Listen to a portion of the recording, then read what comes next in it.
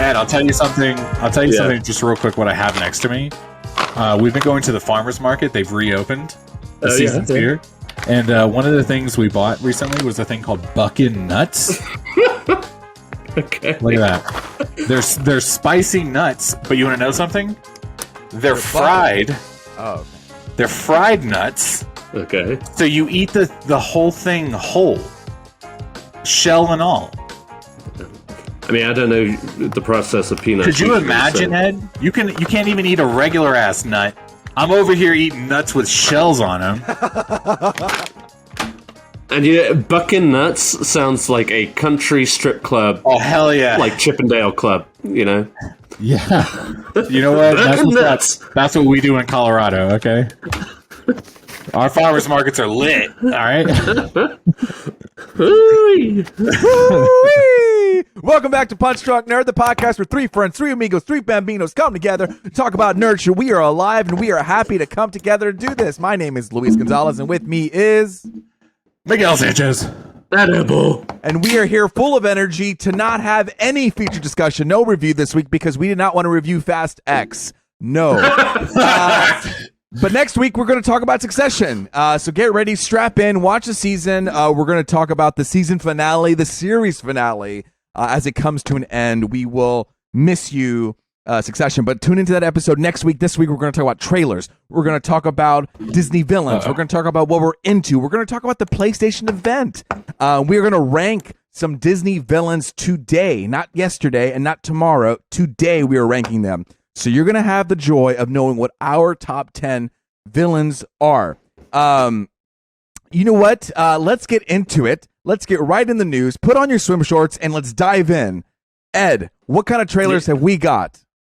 Okay, we're talking about diving in. I'm ready to go. Diving in. Cannes has been happening, Luis. And, we all know Martin Scorsese's Killers of the Flower Moon hit, and the trailer finally came out. Yeah. So this historical crime thriller historical epic, starring Robert De Niro, Leonardo DiCaprio, is coming to theaters in October. Lily Gladstone or whatever her name is. Lily Gladstone, thank you. Come on now. I blanked for a second. That's like a top billing.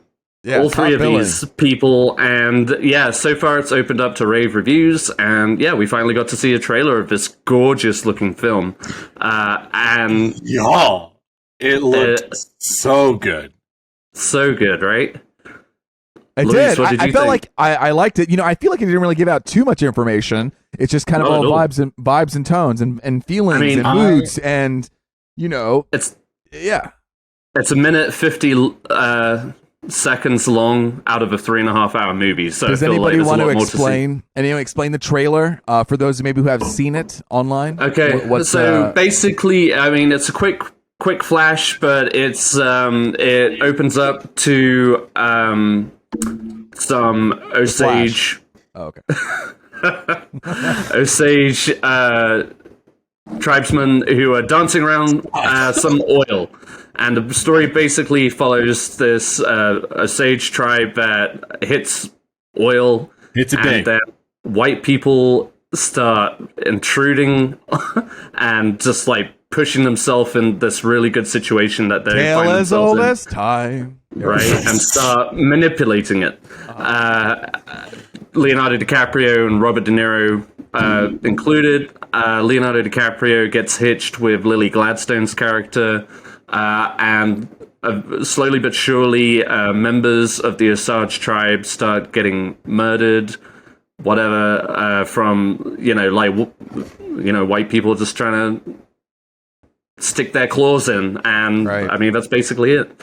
I got to come in hot with a hot take. Woo! I think this may be one of top 5 trailers of all time. Wow! I was blown away by this trailer. After talking so much shit about this movie just being this one picture we've seen for so long. You know what I mean? With Leo, yes, with them sitting at the dining room table. I was like, what is this movie? You know what I mean? Yeah. And I really haven't done too much digging into it. There was a lot of surprises. I barely knew that Scorsese directed this movie, but that trailer was, mwah. It had the zhuzh, it had the sauce. It's what I was here for. It was heavy. It kind of just like made its stance very clear. And pretty dark and moody too. Like this is going to be grim.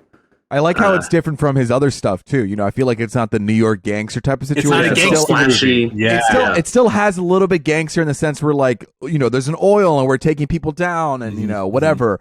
But it definitely feels a step back into something different, which I'm here for. You know, I think there was a lot of repetition and playing back the greats, and I'm here for something a little bit new. Yeah. It made me think about his Gangs of New York, which you know, notoriously had like an original 4-hour cut, but the studio made him cut it way down. But that's like a historical epic about the kind of darker side of America. Silence shows the darker side of Christianity. Man, I gotta watch that one. And to a certain extent, The Irishman. It's like the not so glamorous portrayal of the mob life. So he's really what? Isn't the mob life not glamorous at all? Like, isn't that? I mean, like well, compared to like Goodfellas, where it's like it's fun for a time. That is right, it's fun, but then it's like puppy, it's bad. But like, it's always grim, the life behind the scenes. But you know what I mean. It's like The Irishman was drawn out, it was slow, contemplative, which I feel like this is going to be. I gotta say, Scorsese came out, you know, this week or so, where he was saying, like, I'm paraphrasing, but he's being very particular about his films now. Like, they all have meant something to him, but these mean like extra to him because he doesn't know how much like longer he has left to make movies. Yeah, and I feel like we as the audience are just in like this era of like, oh my god, this is like one of the greatest filmmakers of all time. And if he's putting out a movie and he feels passionate about it, well then fuck yeah, let's go, dude. Yeah. I'm so hyped for this movie. I've seen a lot of table reads. Oh, not table reads. I'm sorry, like table interviews from Cannes. And but just like the more I'm hearing about this film, like their approach to it and stuff like that. I mean, they really went out of their way to be as honest and faithful to like the Osage tribe and like historical facts. It wasn't just like they didn't want to approach it just like another crime thriller, you know, that kind of glamorized serial killings or whatever, you know, and then of course like all of the reviews so far out of Cannes have been phenomenal for this movie. On top of, you know, Oscar talk, Edgar Wright commented that it's possibly Scorsese's best movie of this century. So that's wow. And I mean, I know that's putting it like high on a pedestal before we're even seeing it in a couple of months, but the hype will have time to rest a little bit, and then. But I'm dead excited for this. Yeah. I mean, I feel like we got to wrap this trailer talk up by at least commenting on like the button of this trailer, which I think was what the internet was the most abuzz about. Was and halfway through the trailer, he's reading the book and he says something about, "Can you find the wolves in this picture?" Yeah. And that's how they end the trailer. I mean, y'all, that is what sold the ticket for me. I mean, if I could buy it right now, I mean, even if I could right now, I will. I cannot wait to see this movie. I thought that trailer was like, très magnifique.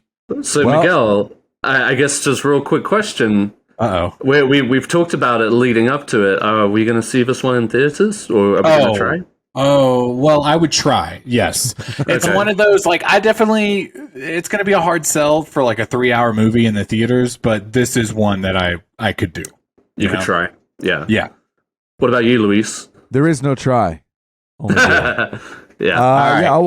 I'll watch it. It comes out October 6th, 2023, and I will be there. Well, The Color Purple. Let's jump into it. It's a remake, right? It's a redo. It's kind of a redo, but it's adaptation of the Broadway musical that they made of the book, not necessarily the movie. Okay. Another adaptation, if you will, of the story, produced by Oprah Winfrey and somebody else who was big. Looks... did you guys get to watch this one? I'm watching it right now. Okay, well, I didn't get to... So, The Color Purple, the Steven Spielberg is Ariel adaptation. In this? Yes, Halle Bailey. How does this happen? How is it every time like a star comes out, then like... They get 2 movies. They get all these other movies that are popping. It's like, usually I think you do well, and then like a couple years later you pop up again. But how did you jump on this? They're already banking on it, brother. Damn. Yeah. Also, I guess, I mean, I don't know. 2 musicals in a year, that's something, though. Yeah. For her, I mean. And this one's getting released closer to, like deep in the Oscar season. So they already, are swinging big for this movie.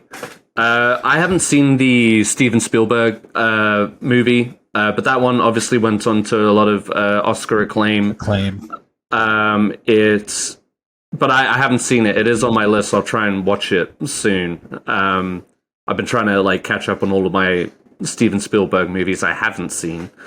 Anyway, I thought the trailer looked good. I'm not familiar with the story. I've never read the book myself. So, I thought it would be big news. We'll be talking about it later in the year at some point, I'm sure. So, absolutely. And, if Halle Bailey is all she's cracked up to be, we'll be seeing a lot more of her anyway. So, do you think she'll be an Avenger? Why was I just thinking that, Luis? God damn. If Kevin Feige doesn't already have like a blueprint and a contract to show her, he does. It's like this is how I think you could fit in. Here, take it or leave it. That's very possible. Or maybe it will be that. You know what? Let's add to the discourse. I bet she's going to be Sue Storm in Fantastic Four. Okay. That's no disrespect to her. I'm just... I'll do you one better. I'll do you one better. She's going to be the thing. She's going to be the thing. I saw a rumor the other day about really get those people, those racists mad. Oh, because they wouldn't know how to feel. Yeah. He's an orange rock! I saw a rumor the other day that Mila Kunis for a minute was rumored to be the thing in Fantastic Four. But wasn't she the one spewing rumors? Oh, I don't know that. Or she said she knew who was in talks to do it? She did say that as well. Maybe that was like a response into the original rumor, but man, I don't know. If it turns out to be Ashton Kutcher and Mila Kunis, I'm done with the MCU. Well, Ashton Kutcher as like Mr. Fantastic would be like, I don't know, lame. He'd be too cool. He's too cool for that role. I don't know. I mean? You have to be kind of like, you have to be a little nerdy, a little bit like socially awkward to be Mr. Fantastic. That's why Adam Driver. So that's like the biggest rumor that could possibly become true, and he is the 100% sell for me. Like, yes, if he Adam is Driver? cast, if he's cast as Mr. Fantastic, I'll be like, yeah, that's true. But I guess I don't really have strong feelings about it. I've never seen the movies. I never read a lot of comics. Name one Ninja Turtle right now, Ed. Okay, Raphael. God, nice. All right. Leonardo. All right. Donatello. DiCaprio. Go on. One more. Robert De Niro. The painter. No. DiCaprio. De Niro. Scorsese. Pesci. Okay. All right. Okay. All right, For Color Purple. All right. The Color Purple. Check it out in theaters, coming out December 25th. Coming up next is Ed. Problemista. So this one came up on my feeds today, and I just threw it on just because it was an A24 film with Tilda Swinton. I thought, why not? I'll check it out. And the trailer really kind of caught me, and I was like, this looks like a lot of fun. It looks weird, but fun. Did you guys get to watch it? Or are you watching it right now? I'm watching it right now. Yeah, all right. So this looks to be having doing a kind of like a play on immigration control, and that like if immigrants can't get sponsors from, I guess, and this is an assumption, white people, then they literally fade away and off of the planet. Oh my god. The trailer is really fun and very quirky. Problemista. Taylor Swinton looks great as always. And yeah, I really couldn't tell you much more than that. It's very... I'm pulling up the synopsis right now.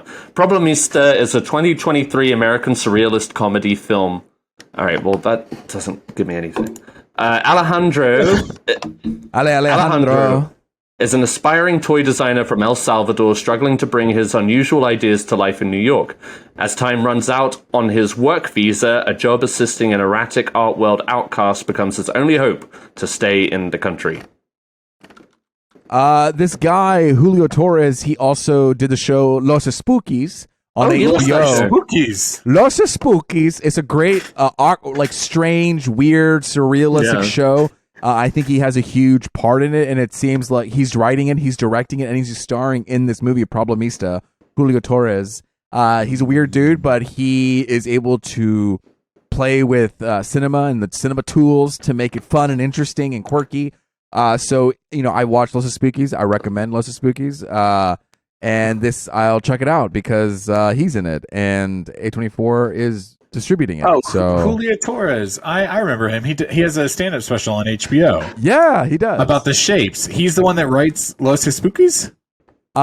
Listen, I'm going to double check it. I feel like he does. Well, he's the writer of this film. You're right. Let's see who program creator. So he created. Oh, he's actually the actor in it too. Yeah. Okay. Well, hey, there you go. Yeah. So he's just a goddamn talented little boy. Okay. Ooh. He's over here writing movies, writing books. You were complimenting, and then you called him a boy. A little boy. Yeah. That's borderline disrespectful. Okay. Luis, as long as I'm on the border and I didn't cross it, then we'll be fine, right?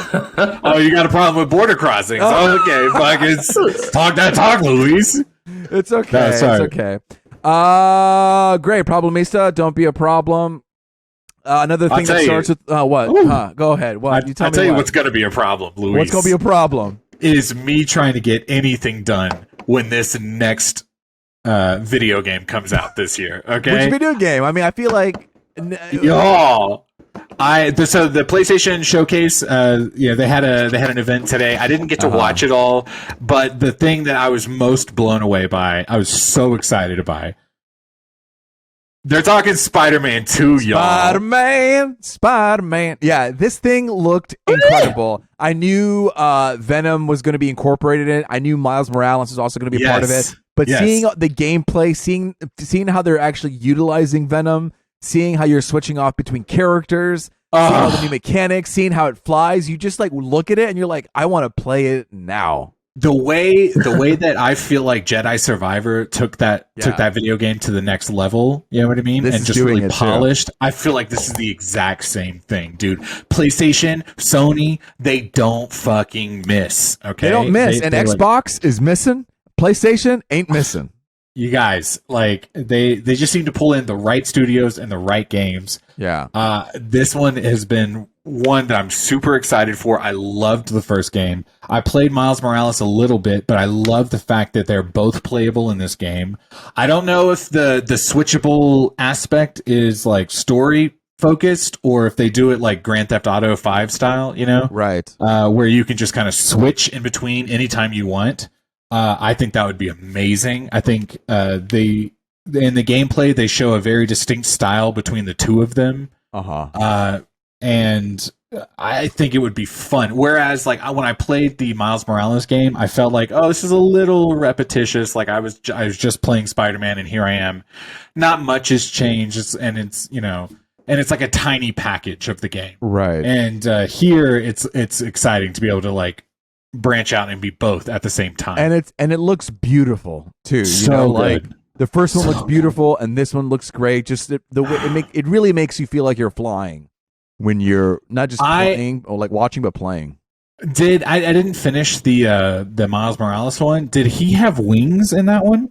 I don't think so. I didn't. That's new, right? I actually haven't played the Miles Morales one. I'm in the middle of the DLC and finishing that up because I loved it so much. When they transition to the Miles Morales character and he's swinging, and then all of a sudden he flips the wings open and starts gliding, and then catches like an airstream and like flies a little bit, even longer. Oh, buddy, I was like, I'm ready to go, dude.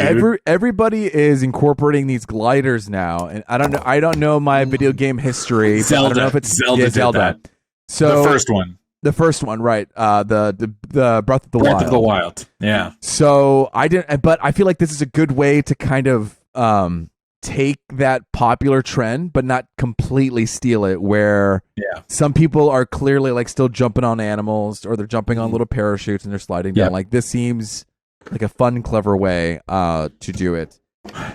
A mechanic that I really enjoy actually is when you have a partner in crime, and while you're fighting, you can trigger them to do something to assist you.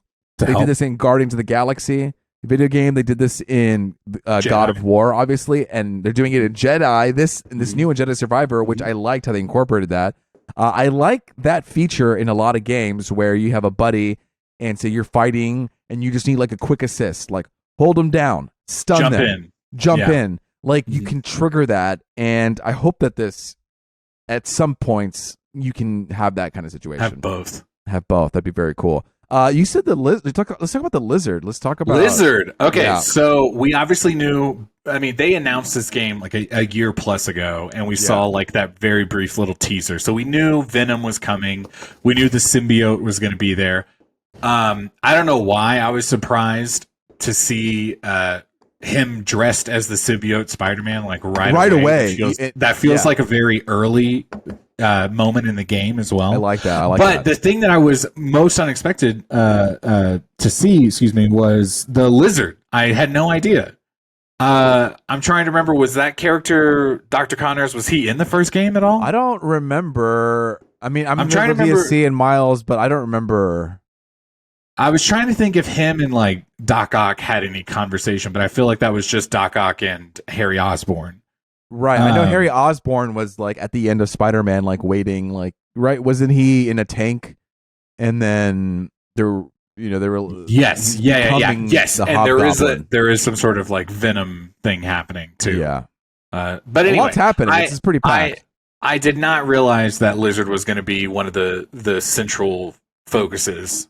And as the trailer went on, I was not expecting him to be as scary as he was. Dude, it was a good I don't know how you felt. interpretation. No, I loved it. I love that how they elevated, they brought it to the next level. We almost thought he didn't go this far, but we thought this was going to be like Kaiju Lizard. You know what I mean? Almost, dude. Almost. Very much Godzilla vibes in the second half of the gameplay trailer.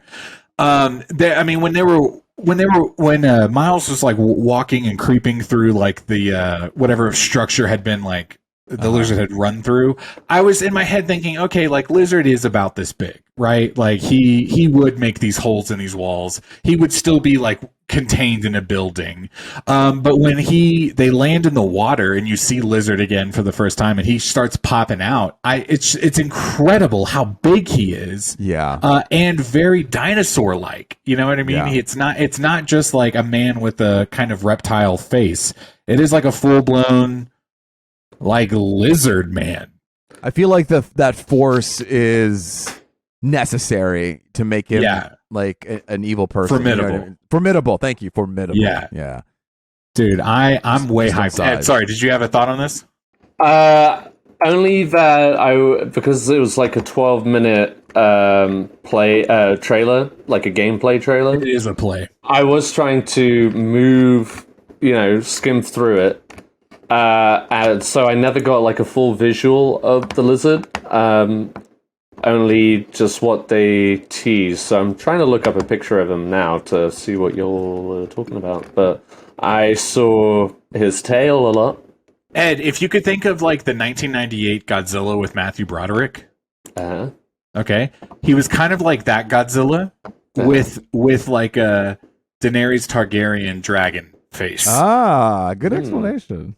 Yo, I put that shit together on the spot. You really did. You're impressed. Well, cool. I mean, I like that character. I know Lizard? Yeah. Or rather, I like the idea of that character. I don't know. Okay, I was like, go ahead, talk it. Yeah. I really, yeah.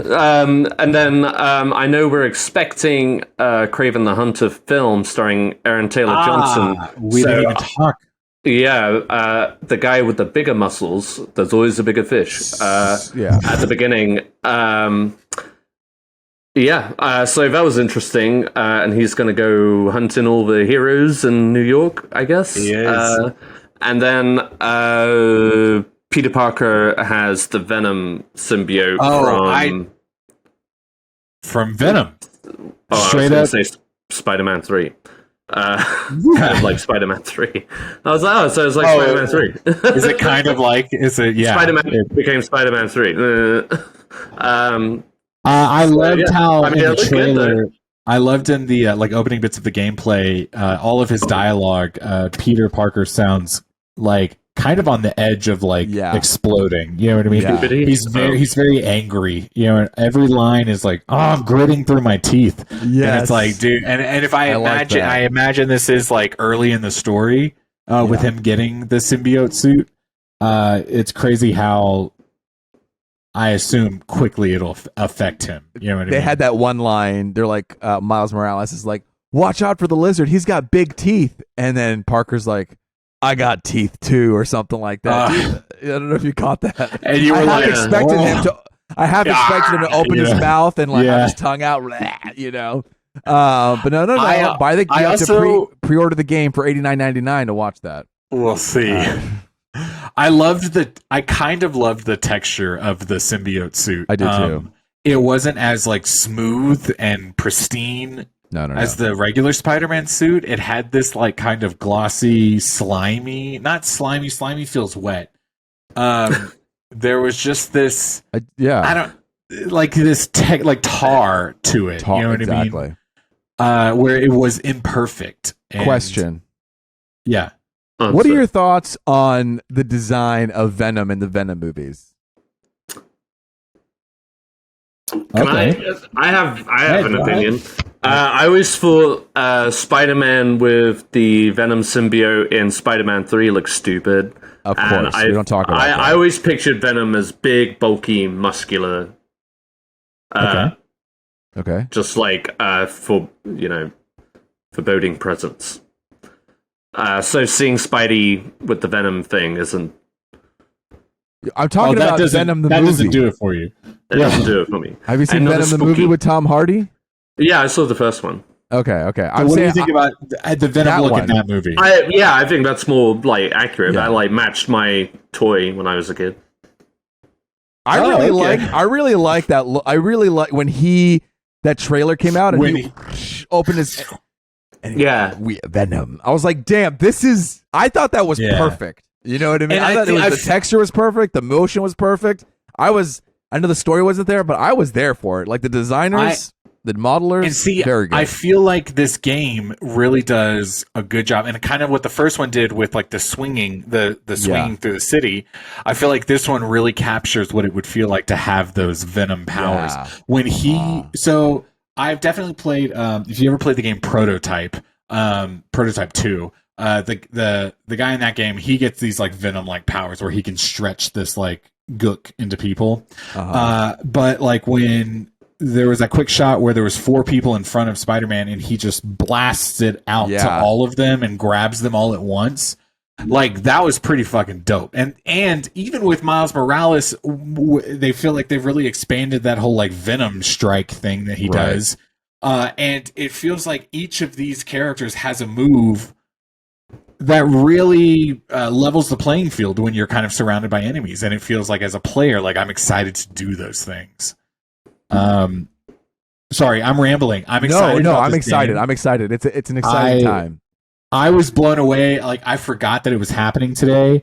And then Luis texted Spider-Man 2. And I was like, why are we talking about the Tobey Maguire Spider-Man 2 right now? Which is where my brain went. I was like, I fucking love that movie.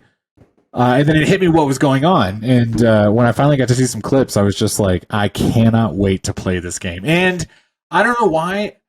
Maybe because, like, when The Last of Us 2 was announced, it was like 5 years later when that game finally came out. I was blown away when they said Spider-Man coming out fall this year. I cannot wait. Has it been a secret? I thought it was announced last year, right? When they had like a teaser and Venom. I don't remember them saying fall 2023. I feel like when a teaser comes out, it's always like, and it's coming soon. You know what I mean? Right. They still do that with video games. And coming soon in a video game, like I said, for Last of Us, could be like 5 years. Yeah. But no, I mean, if they had already announced it, I definitely didn't. I missed it, but I was excited to see fall 23. It's like, that's right around the corner, y'all. Can't wait. It's very exciting. I can't wait to see it. Is there anything else from PlayStation that you watched from this? Like, you know. Oh, I thought the handheld thing looked cool. Let's talk about that. Let's talk about the handheld thing. Surprise! I had some saucy German accent saying like it's a HD 8-inch screen betwixt two PlayStation triggers or whatever. Have you not seen that, Miguel? No. I was very busy today. It's like the Switch. It's like the PlayStation. Wait, you didn't know about the handheld? No. Oh my god! So I'm sorry. I've been. And they have busy. earbuds too. They have like little PlayStation earbuds that they're making as well. I will not buy the earbuds. We will launch so it was announced at Wednesday PlayStation Showcase, and it's called Project Q. We will launch a dedicated device that enables you to stream any game from your PS5 console using remote play over Wi-Fi. Let me ask you this very quickly, Luis. Okay. I never remote play from my PlayStation because I assume remote play would just go to my phone, and I'm always busy when I'm on my phone. Do you remote play from your PlayStation or Xbox? Well, I want to. I just got access to this Verizon Razer Edge 5G device. Okay. What? That's a phone? It's a game. It's a handheld gaming device. Oh, wow. From Verizon. From Verizon, where you could enable a 5G account where you could be, going to Jack in the Box without any Wi-Fi and just play your games. You could go to the park, play games on 5G network. I didn't pay for that, but I did get this console, and this is not sponsored. Not sponsored, but I definitely wanted to try PlayStation remotely on this thing. Okay. I know the native app is apparently terrible, and there are these. Right, not sponsored. But there are these other apps that can allow for better remote play that I haven't tried. So I was excited to do that. Luis, I am very interested in hearing your thoughts on this because, like, I don't ever play around with remote play. I love a handheld device because I'm allowed to take it anywhere. And that's why I fucked with the Switch so much, was because I was able to relax and just be like this the whole time. Like, I can go to the bathroom, I can go to the bed, I can go anywhere with the Switch, and this is just something I'm super excited about.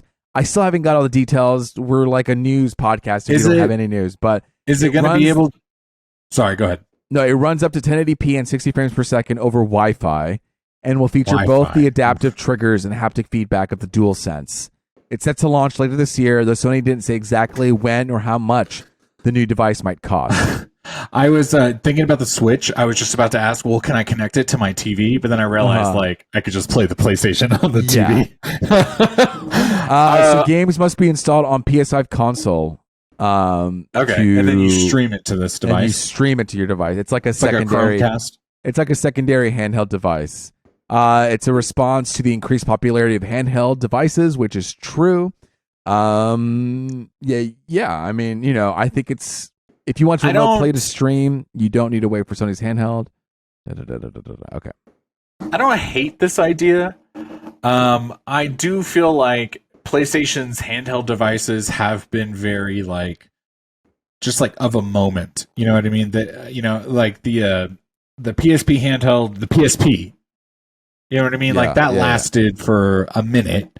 and then no one has that anymore. And I feel like Switch is kind of dominating this handheld market, so PlayStation has to play in it now. Just to repeat Luis earlier, but tale as old as time, right? I mean, yeah. While one brand comes out with something, the other brand has to come out with something else. Can I ask, Ed, would this be a way, just out of curiosity, you don't play video games very often, is there a difference between a console and a handheld for you? Do you feel one type of way?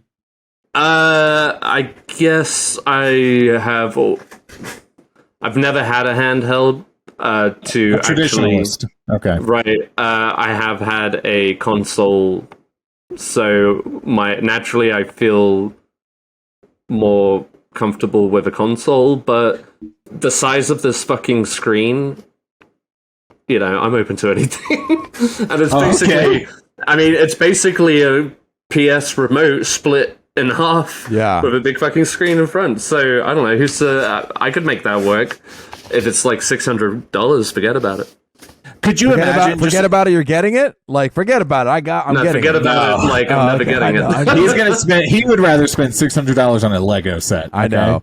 Unfortunately, like you have to play. You have to get the games on the console. This is supposed to be a companion thing for the true gamers. But I think once it's out, hopefully they'll take advantage of the cloud gaming, and I'm sure they're going to want more people to buy this. How do you get more people to buy it? Well, then. Make it accessible. Make it accessible. Sign up for our, cloud-based whatever, and get this fucking device, you dickheads. It's. I'm sorry. I'm getting a little bit. Hyped. That's okay.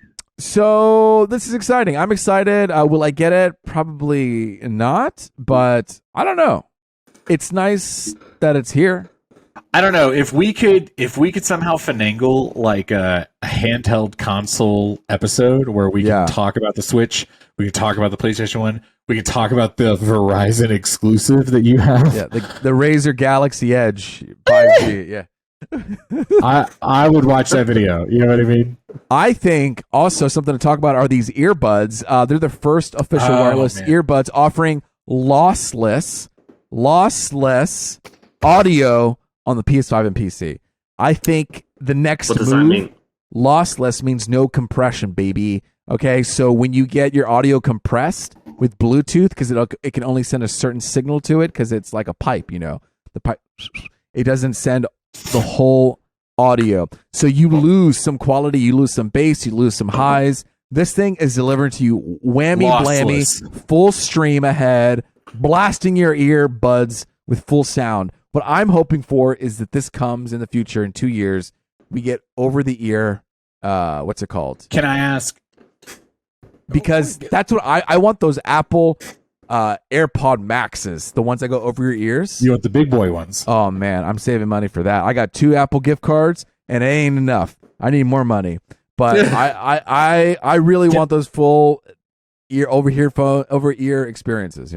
Can I ask you, when the PlayStation 5 came out, they came out with those headphones designed specifically for it. You know what I mean? What? They did?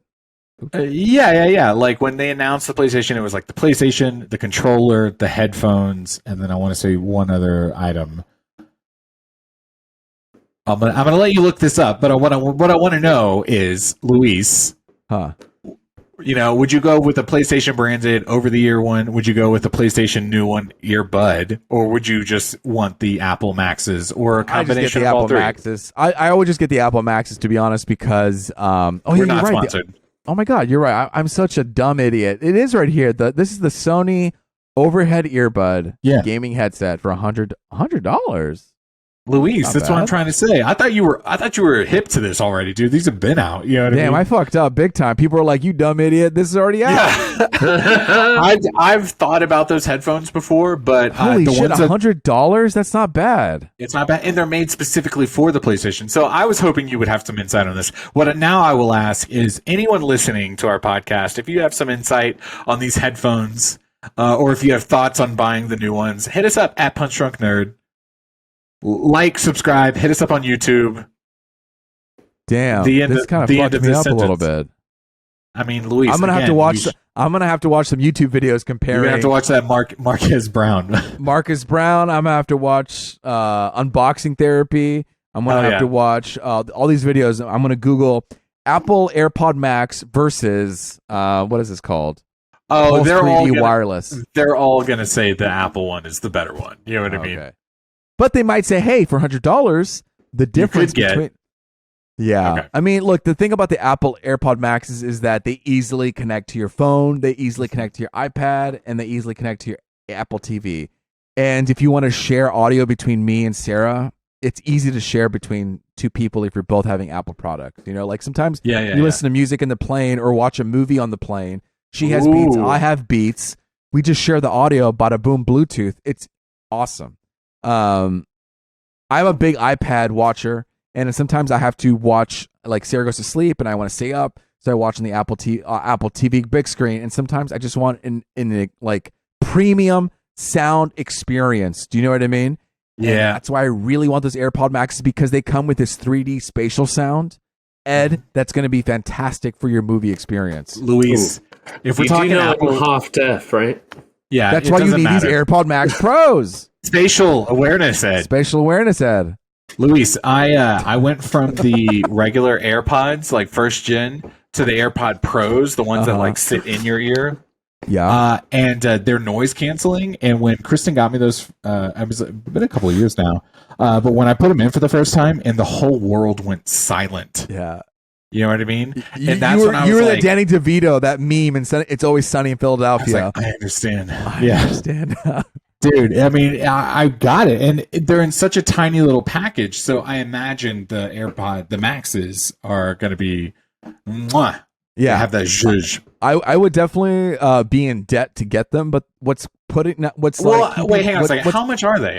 Sorry, I think they're like either 500 or 6. Oh, let's figure it out. Well, can we Let's see. They are $500.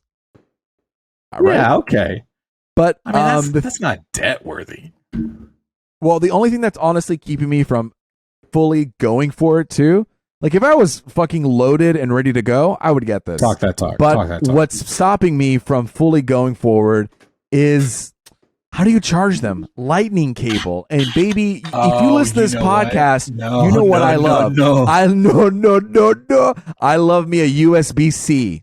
Okay, USB-C on my laptop, USB-C on my iPad, USB-C for my weed pen, USB-C for all of these things. Except my iPhone is fucking Lightning, and I don't want this to be Lightning too. I want a world where everything is USB-C. So, I didn't mean to start a whole Apple conversation, but here we are. I have been thinking about getting a new iPhone recently. Okay, let me tell you, I'm ready to go on this conversation. Okay, I do want to talk. But here's my thought, real quick. Is I've been thinking about it because I feel like I can get the iPhone 14 Pro Max, whichever one, and it's at a decent price now. But they're about to release the new phone, so then I think I could get that 14 for a little bit cheaper.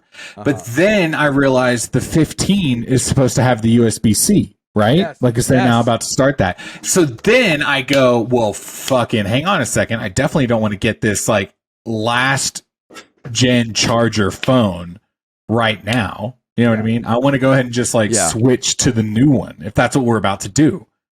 Absolutely. No, you know what? Let's see, where are we in May? You have probably in September and August. September, yeah. Yeah, you've got some time. I mean, my phone was really dying and I needed a phone. I didn't want to get a new phone, but it kept crashing and I was like, fuck, what am I going to do? So I signed up for the, I don't even remember the plan right now, but you basically pay a monthly fee for 2 years. And after the first year, you're able to easily just swap out. It's upgrade. Apple replacement upgrade program. And I got that program because I knew by hopefully this upcoming year, the next iPhone would have a USB-C on it. Mm-hmm. I am paying for this iPhone Pro or this iPhone Max, whatever this is. This is the good one that's not in fucking huge. Show me the camera. Okay, you got the 3. All right. The 3. Oh yeah, I got the 3. Now look, I got an Apple Watch. I got the new Apple Watch because my Apple Watch died. I got a new iPhone, and I thought, what a perfect time to get the Apple credit card. Okay. Oh. So I have this Goldman Sachs Apple credit card metal to my name here. Okay, Ed, you can get a phone for They can get this phone $50 a month. You want an Apple Watch? $23 a month. I mean, for how many months? Well, forever. What do you mean, however many months? I don't know. No. I'm kidding. I don't want to pay that forever. No. Okay, so I'm just kidding. Canceled. No. You pay for your Netflix every month, okay? Or you'll tell me I get something out of that. You pay for gas. What do you mean? This is a phone. Everything you do is out of this phone. You call people. You watch trailers that you love. This is everything. This is $50 of high quality materials where you get everything you could ever desire in the world. Now, listen, you pay this for 2 years, and then you can drop out and you own that phone. This is the phone, $54 a fucking month, brother. This one, I think, is $24 for, let me look at my plans, monthly installments, Apple Watch. Ed's not going to buy an Apple Watch. This is $24 fucking dollars. How I throw $24 in the trash can. It doesn't matter about the $24. Ed's not. I don't feel, and respectfully, Ed, I'm just because I know you very well. I don't feel like you're an Apple Watch guy. Listen, if you ever have a heart attack and you can't reach a phone and reach your people, my Apple Watch, I don't even have to push a button, Ed. It will automatically know I'm in cardiac arrest, and it will talk to Sarah Cortez. I will get in a car accident, broken arms, broken legs. Automatically? Yes. I will get in a car accident, and it will know I'm in a crash collision, and it will call 911. It monitors my sleep. It monitors my calories. It tells me what the time is. I love it. Need that. $24 a month. What are you telling me? You're going to a restaurant, tipping $1 billion to get a meal, and you can't spend money on a watch. I mean, get out of town. You know what I mean? You're paying for Netflix. This is a whole fucking experience here. Okay, I will say this. This is a very $20 right now. You know what I mean? Breathe, give me a lighter. Luis, breathe. Woo, Luis, breathe. Luis, breathe. Not sponsored. Where's my iPad? I feel like this is a very good look at all of the nerds individually, because you know what I mean. Ed is very much like, let me take a step back from all the tech, and Luis is like, I put my palm print at Amazon Whole Foods. Yeah. I want a chip in my neck. I think right here they give you an exclusive premium experience that I want to live. You know what I mean? I get the Apple TV. I get the Apple Watch. Plus. I want to live plus. I'm not paying for ads over here. Okay, I am not paying for ads. Could I ask you one quick question? Because not just my personal opinion, but I'm sure some people listening are just like, let's hear it. Man, Luis just sounds like a fucking Apple slave. First off, so let me tell you. Yeah, go ahead, tell him. Stop, Luis, stop. I went to a Google Pixel phone for like a year and a half. I remember you acted so self-righteous about it. I got bullied off of every text chain I was in until I got the iPhone and could come back in as a light blue by none other than Ed Ball himself. He was absolutely one of those people bullying me. So don't even act like, oh, Luis likes Apple. No, you, baby. No, you. And Ed, I had the Google Pixel phone for a year and a half. And you know what? I will say they have wonderful pictures, and I miss beautiful. I miss the pictures I get on my Pixel phone, and even the ones years ago look better than the ones I have now. I will say that. But coming back to the ecosystem of Apple, it just makes everything seamless. It makes everything... I mean, these people are having a premium experience. I feel like I'm going to come to your house, see your broken phone, and I'm going to be like the queer guys. Queer eye for this. There's nothing broken about this bad boy. Look at your bezel. Look how fucking fat that is. You're losing. You can't even download apps anymore. You can't download apps. 10 years ago, this was the phone to have. But listen, what I'm telling you is you need to upgrade your life a little bit. You are worth more, my friend. You are worth to invest. Invest in yourself. Have a life where you could just you go to an ATM and you just go bloop, and you pay with your watch, and you're just like, I'm out. Hey yo, I had a fast food guy at Taco Bell show me how to do Apple Pay the other day, and I was like, thank you, sir. You know what I mean? Like, that ecosystem is there. The way you can just fucking blop blop and it's done. Oh yeah, I mean, dope. look, I don't have to take out my wallet or my phone because I got my Apple Watch. Clickety click, clickety clack, and I'm walking out of there. You should see me in a CVS. Yes, I'm sir. out quick. I'm in, I'm out, baby. Give me that fucking ibuprofen.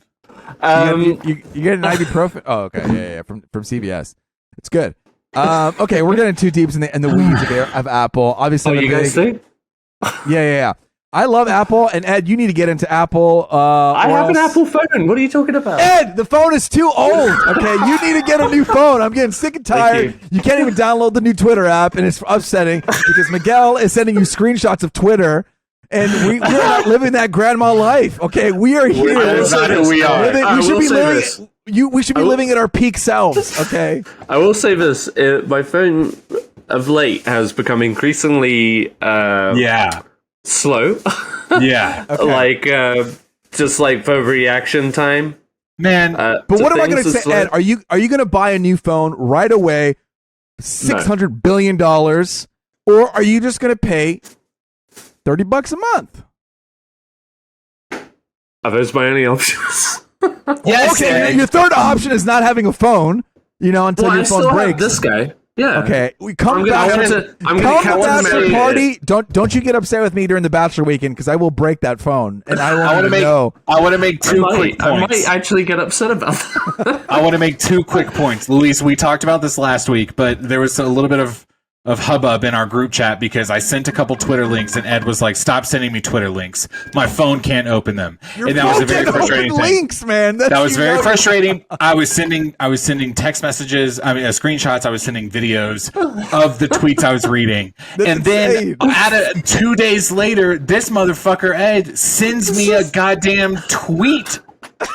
A link to a tweet. I said, why did you send me this? It just worked, but you could open it. Yeah, but I was told to stop, and I was doing all this extra homework, and here you were just sending it to me straight from www.twitter.com. / Elon Musk approves. Okay. I sent you a tweet. I sent you a tweet by American Mail. You should receive it next week. The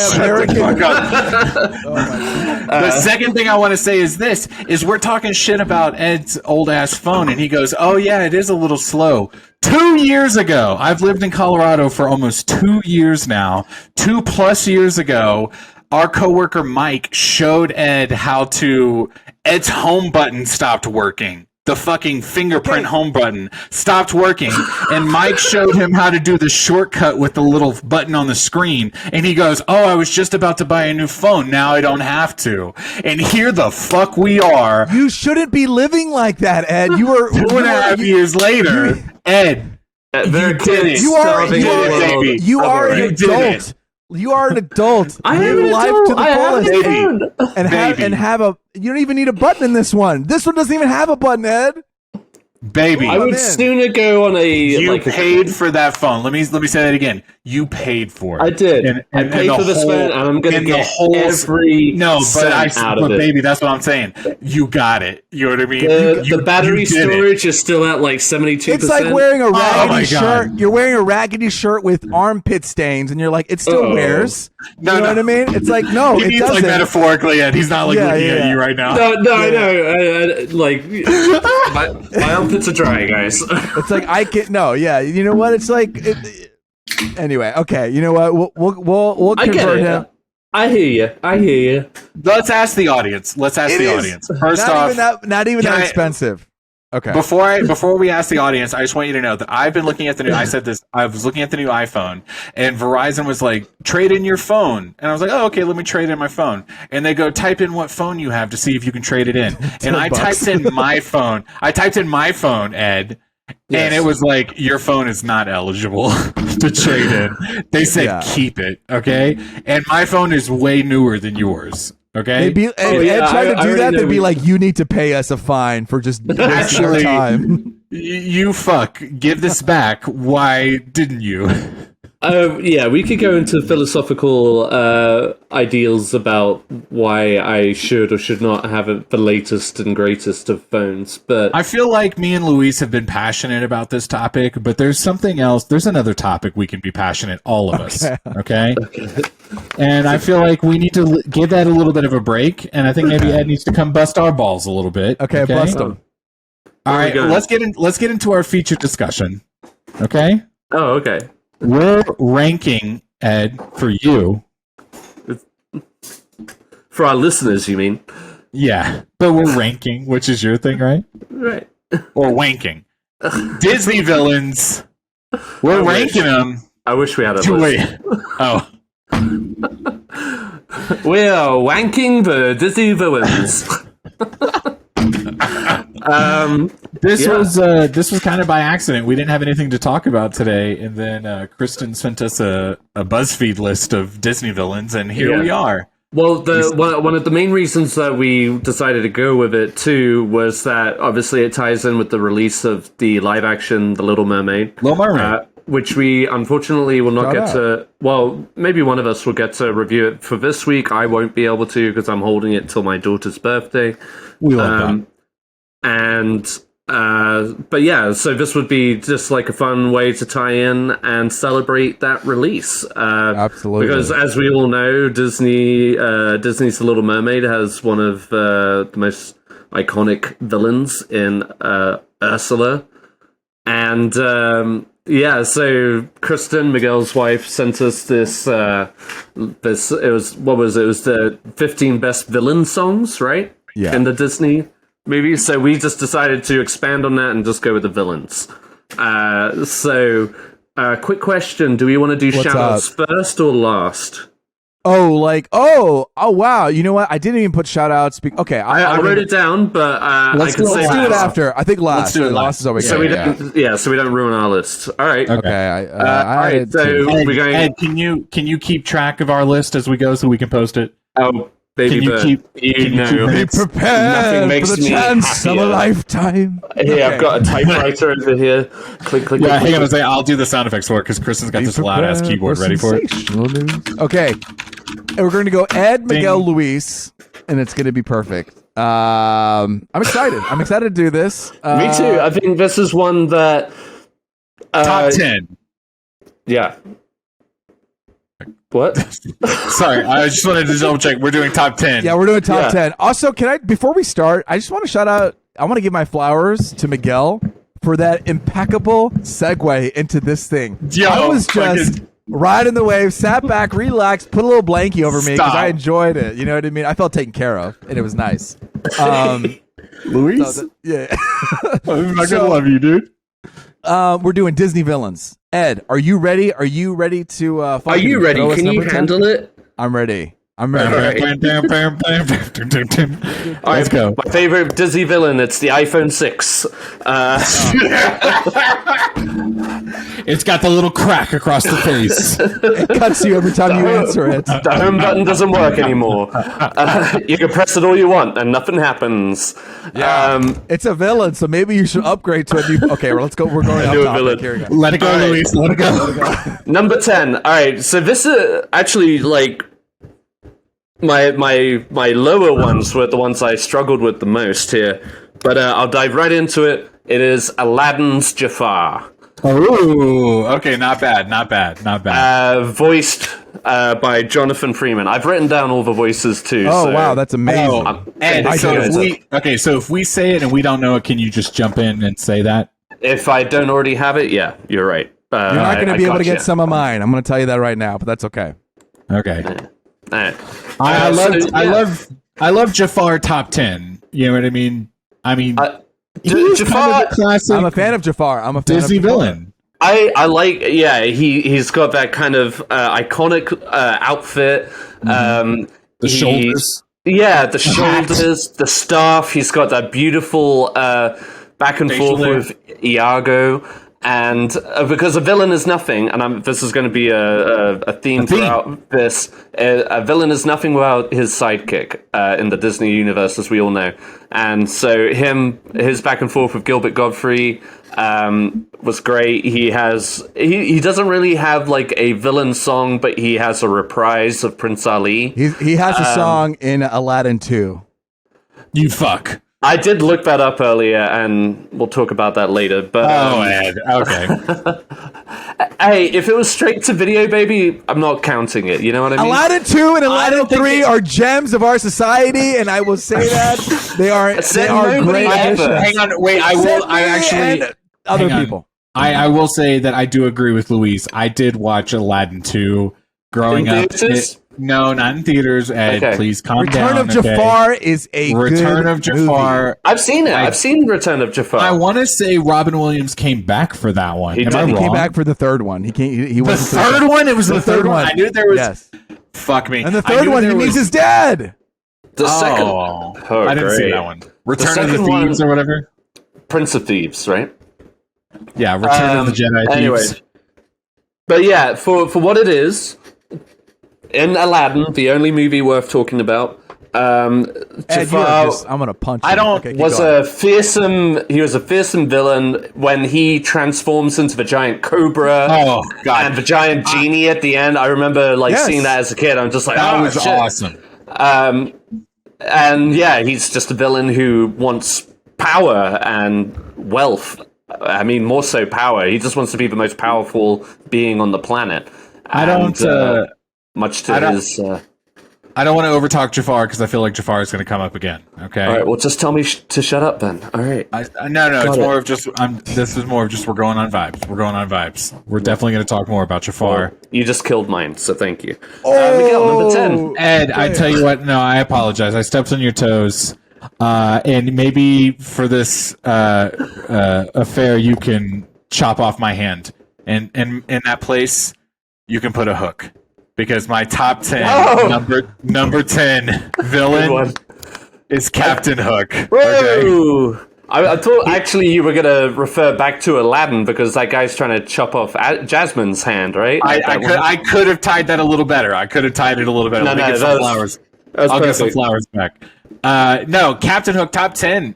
Ed, listen, I know that you have a very a big place in your heart for Captain Hook. And I maybe am not as passionate about this character, but he is definitely like a top 10 Disney villain. You know what I mean? He is iconic. Yeah. The iterations we've seen of him thus far, you really can't complain too much. He is a great character. Top 10, number 10 for Miguel, Captain Hook.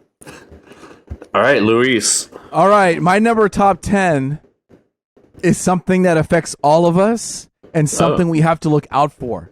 And something that affected these two beautiful creatures. My number 10 villain is puberty and the pressures of society in The Fox and the Hound.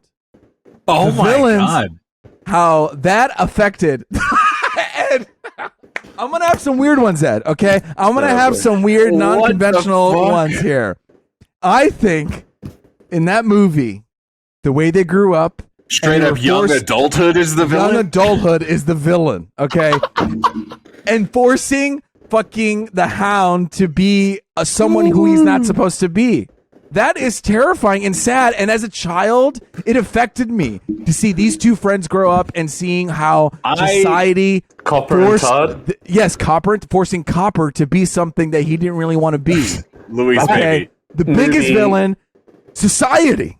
Yeah, I just want to point out, Luis is always the finger on the pulse as far as like themes and like through lines of stories, and it feels like so natural that one of his villains would be like a literary device. You know what I mean? Yeah. I love you. It's not even the grizzly bear. It's not even the hunter that owns Copper. The fox or the hound. That stuff you can kill. Okay, coming of age, puberty, and society's pressure. Good luck. That can affect you forever until you die. Okay, greatest Disney villains of all time. It's puberty and society and Fox and the Hound. I think this might be our best fucking episode yet because we're throwing curveballs here. I think people are going to go. I'm ready to throw curveballs at what is Luis going to say next? I'm ready to go. Okay. Are you okay, man? I'm feeling the Sarah best goes away for 1 month, you asshole. Your whole fucking life unwinds. I'm feeling the best I've ever been. Let's rock it to number 9. Ed Ball. What do we got? All right, number 9. This one gave me the spookies, the scaries when I was a kid. It is Shere Khan. That's a good one. Yes, Shere Khan, solid. What I love about Shere Khan is that throughout most of that movie, you have a lot of the characters kind of trembling in fear. And I remember when the live action one came out, he was one of my favorite parts about it because he was so fearsome. And that they show that too in the animated original. He was voiced by George Sanders. Nobody voiced the puberty and society in Fox and the Hound, by the way, so sorry about that. But yeah, so Shere Khan was voiced by George Sanders. He's got that deliciously rich voice, and he is terrifying. I remember as a kid, very good. So, like, every time I watched it, I was so afraid for Baloo. Whenever he was trying to hold Shere Khan back, that was terrifying, petrifying. But he had the whole jungle running scared, and he's just he's a solid villain. He's a man killer, you know. He's got a reputation that precedes him, and love him. Shere Khan, deliciously good villain, you know. I love it. And couple that with the fact that, like, a tiger in real life, like, if you take away already like, the Disneyfication of this all, a tiger in real life is fucking terrifying. Yeah. Dude, it's not just like eye to eye to a tiger, I'm dying. Yeah, you know what I mean? Those things are huge, man. Yeah. One fucking paw to your face, you're done. You're done. Yeah. Done. I don't have Shere Khan on my list. That's a really solid one. That's a solid one. I feel like I'd be remiss if we didn't mention him at some point. But yeah, he just like he's not even in it a whole lot in that movie, but he's just a presence. Because he's a presence. Like the whole goal, the whole purpose of the film is they're trying to get Mowgli away from Shere Khan, and he fucks up Baloo, you know, and Baloo's everybody's favorite character. So shout out to him. I want to say, Ed, I can't believe I didn't think about this because my dad tells a lot when I was a kid. One of the things that I guess I annoyed him by the most was the fact that I would watch like the same 1 or 2 movies over and over and over again. Yeah, you know what I mean? Pre-streaming. And Jungle Book was absolutely like one of those 2. Followed by Aladdin. I watched Jungle Book and Aladdin back to back to back as much as I could. Yeah. So the fact that I don't have Shere Khan on here is actually kind of a disservice to me in my history. But I will tell you this: I said he was going to come up again later. My number 9 is actually Jafar. From Jafar. Okay. Yeah. So top 10, like where Ed put him, we're kind of in the same neighborhood. Jafar is iconic. Ed said kind of a lot of the things, like the way he looks, the way he presents himself. Luis, you mentioned when he gets bigger at the end, not only as the big ass snake, but then he goes even bigger as the big ass fucking genie. And he's like red, and his eyes are like kind of light, cosmic power. Yes, dude. We started watching Aladdin the other day in my house, and I definitely kind of hinted at, you know, to Christian, like, hey, maybe we should turn it off right now, like before it gets too, you know what I mean? Like, let's do like a whole new world, you know what I mean? Like, let's do that, and then let's cut it. You know, we don't have to get to like the scary part at the end.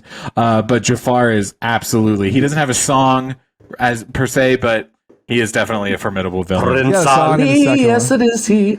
I love his little reprise though. That is good. His voice too is so smarmy, so saucy.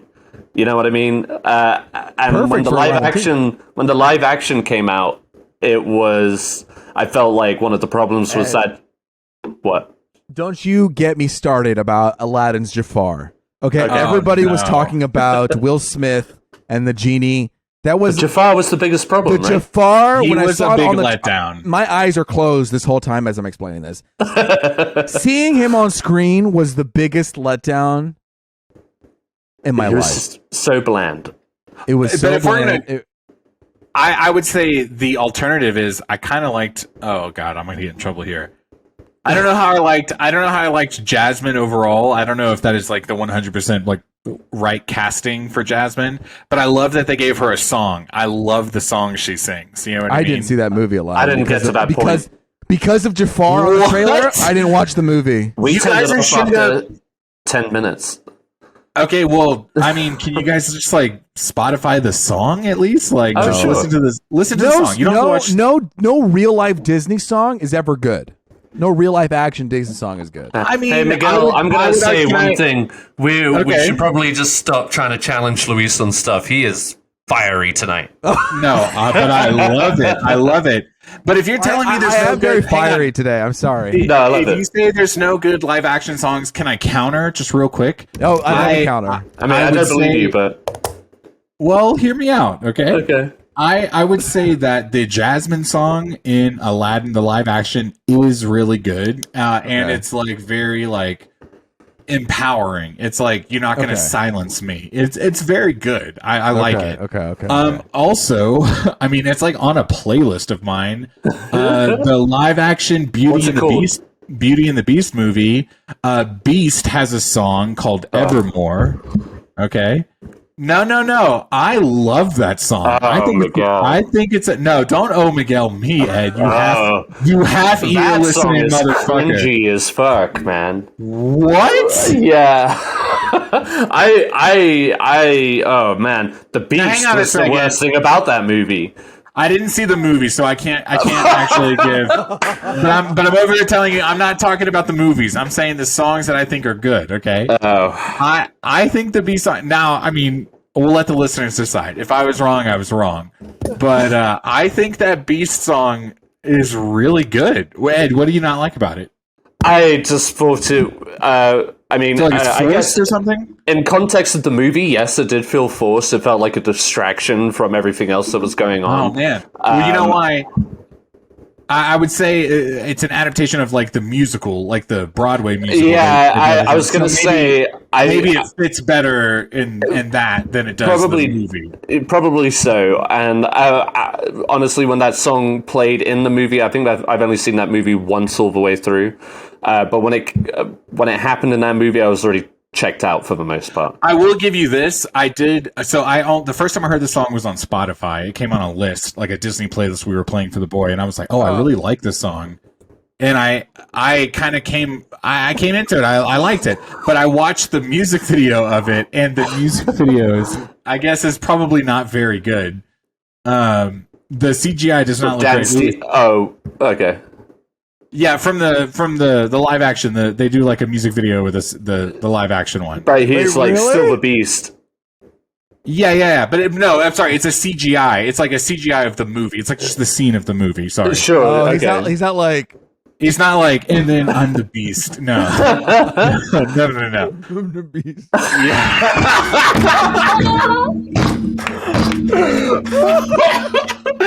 You guys go to youtube.com/ to see that. Oh man, Louis coming in hot with these fucking impressions, dude. I tell you, fucking, it seems like every week, dude. You got the gift, you got the sauce, dude. Fuck.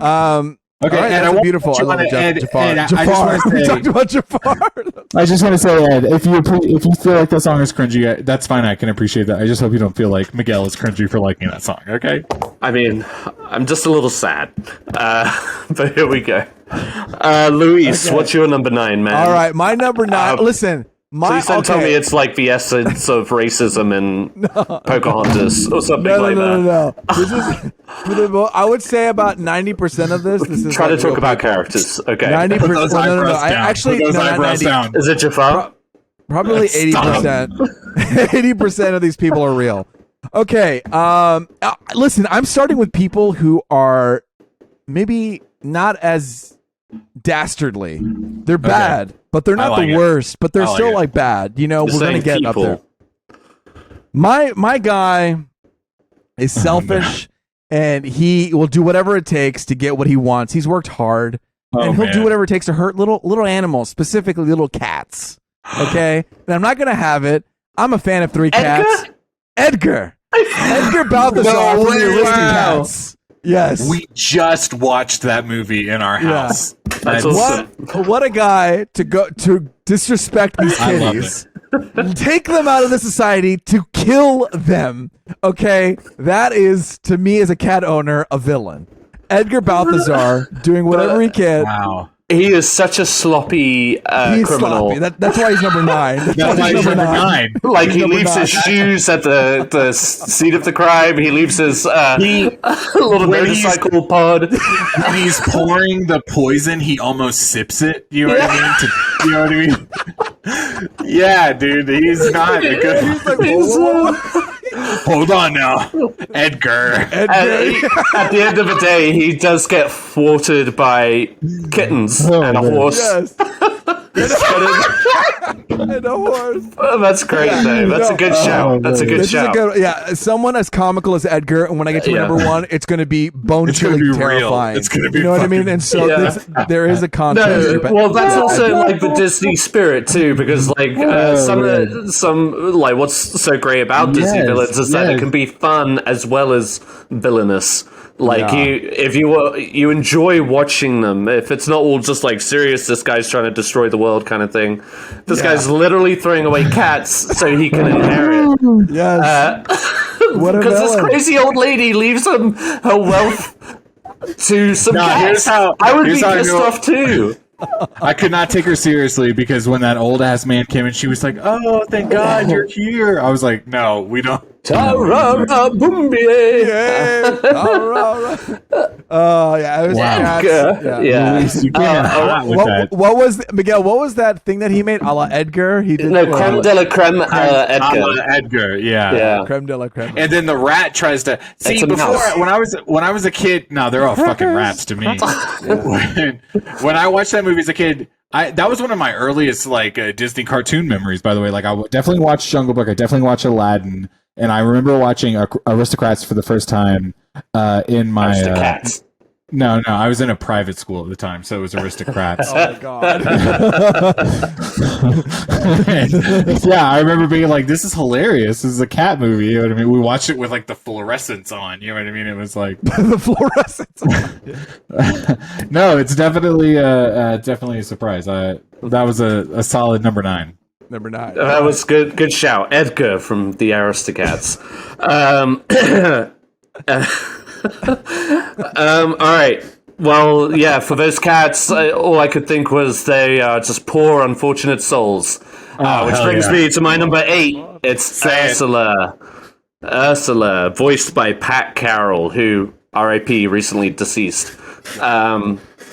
But yes, I think the only reason I have her lower in my list is just because... That's surprising. The Little Mermaid never really... it never stood out as one of my favorites. I think one of my favorite moments was... When she gets big. The chef. Oh. The Les Poissons scene is my favorite scene in that whole movie, and I know that song back... Next time we do... karaoke, that's the song I'm choosing. How about not next time? How about right fucking now? Let's go. Les poissons, les poissons. No. That's good. I'm impressed. That's good. I'm impressed. Yeah, but no, when she does she is a terrifying villain. I'm genuinely kind of scared of octopus and their tentacles. Yeah. So having that as an element to a villain is terrifying. She's got a great banger of a song. Yes. And her peak in the movie when she's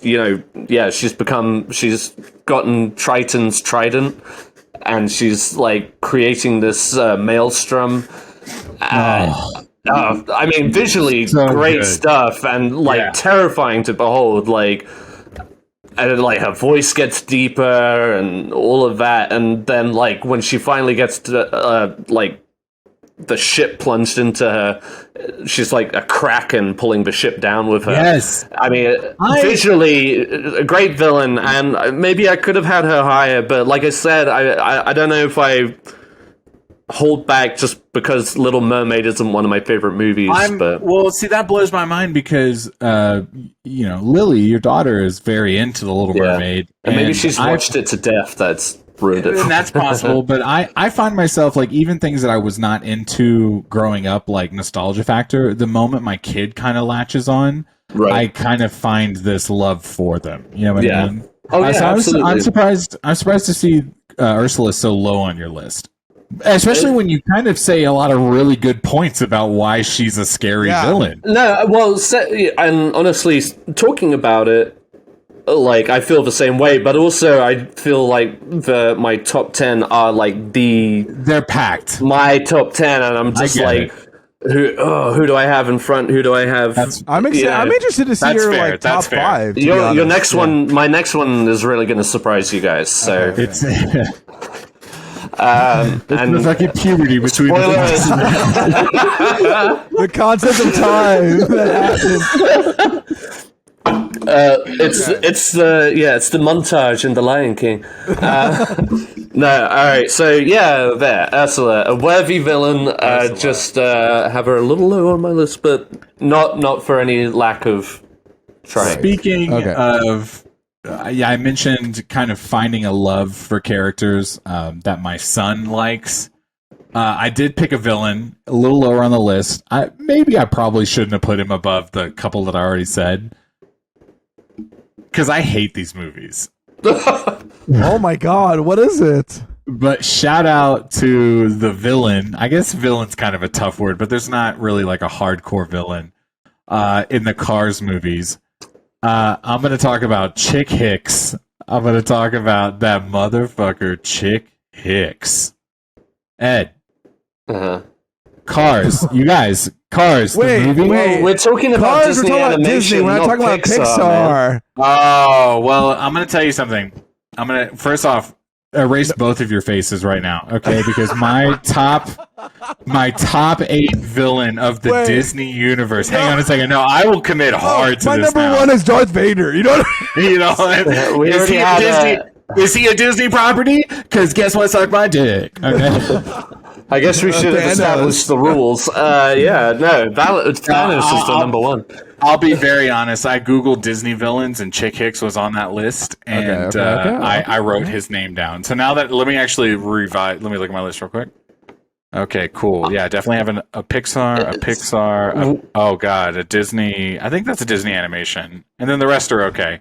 So, quick question. I'm trying to picture the bad guy in the Cars film. I thought that was also just like time coming for actually very relevant. Lightning McQueen was just getting old and ka-chow. You know what I mean? Chick Hicks is the green one with the mustache. She's the Dale Earnhardt of the what the movie Cars is this? universe. Cars 2? Okay, Chick Hicks is like Cars. Period. He's like 1, 2, and 3. Like he's like the rival. He's like Lightning McQueen's like rival. Okay. And I just want to say, get on board with this quick and dirty ranking that I did. If you guys ever make that fucking face at me again, I mean, I don't give a fuck about the rules. Okay. This is a quick and dirty ranking. Be happy that I put 10 people on a list for you, okay? This is the fucking kill list. Lucky you, this has been great so far. I've got the essence of society and puberty and a character from a separate. I'll play us off. I'll play that fucking Disney Evermore Beauty and the Beast. I'll play that shit off when we leave. Okay, I don't give a fuck. Cringe. All right, Chick Hicks. I got a better one. Listen, I got a better one after Chick Hicks. So when we get to it, okay, guys. Is that another Pixar one? I'll tell you what. You just have to listen, baby. Okay. I'll tune in next week. This one is a semi-deep cut. It's a movie I actually watched a lot, and when he showed up on screen, I was like, damn, this man's kind of terrifying. And he also was terrifying because he was terrible to animals again. Oh, no. His name is Percival McLeach from Rescuers Down Under. Oh. And wow. It's the dude who he had that evil and like laugh with his little reptile friend. And you find out that he's trapped all of these fucking animals in cages. And he's going after this beautiful eagle just to fucking kill it and poach it. And he's got this just gnarly laugh. He is so... The big ass tractor he has. The big ass tractor was scary. You know what I mean? His headquarters was scary. He had he was scary. Everything about him. Voiced by Oscar winner George C. Scott. There you go, Oscar winner, making it more impressive. So... Percival. Yeah, I mean, he just was a man. He owned Australia. Do you know what I mean? Like, I felt like there was no real threat to him. Can I ask? Except for mice. You mentioned those fucking rats. Can you, if you're mentioning Rescuers Down Under, which is the movie that I watched the most of this franchise. Yeah, I did too. Did you watch both of them or mainly just this one? I remember watching the first one. I was like, oh, there's a first one, and I didn't watch it as much. But it was the one in like New Orleans, and she like kidnapped she kidnapped somebody on a boat. Mm-hmm. Yeah. I didn't remember enough to put her on the list, but I'm sure she's pretty evil. Madame Medusa. So Ed, that makes me ask: were you more of a Rescuers like the first one? Yeah. Honestly, that makes sense because Ed's pretty fucking racist to Australians. The scum.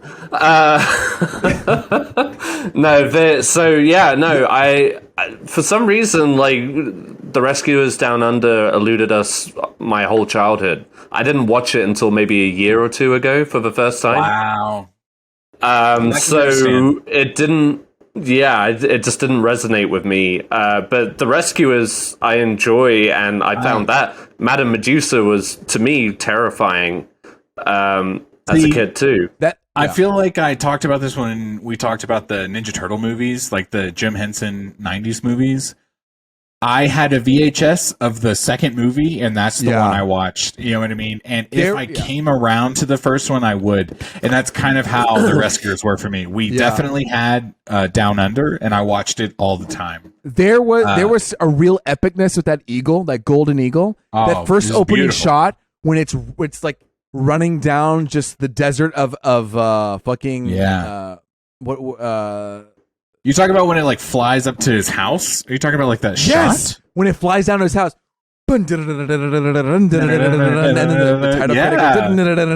it lands on it and it's like super quiet. And I'm like, am I watching cinema right now? Yes.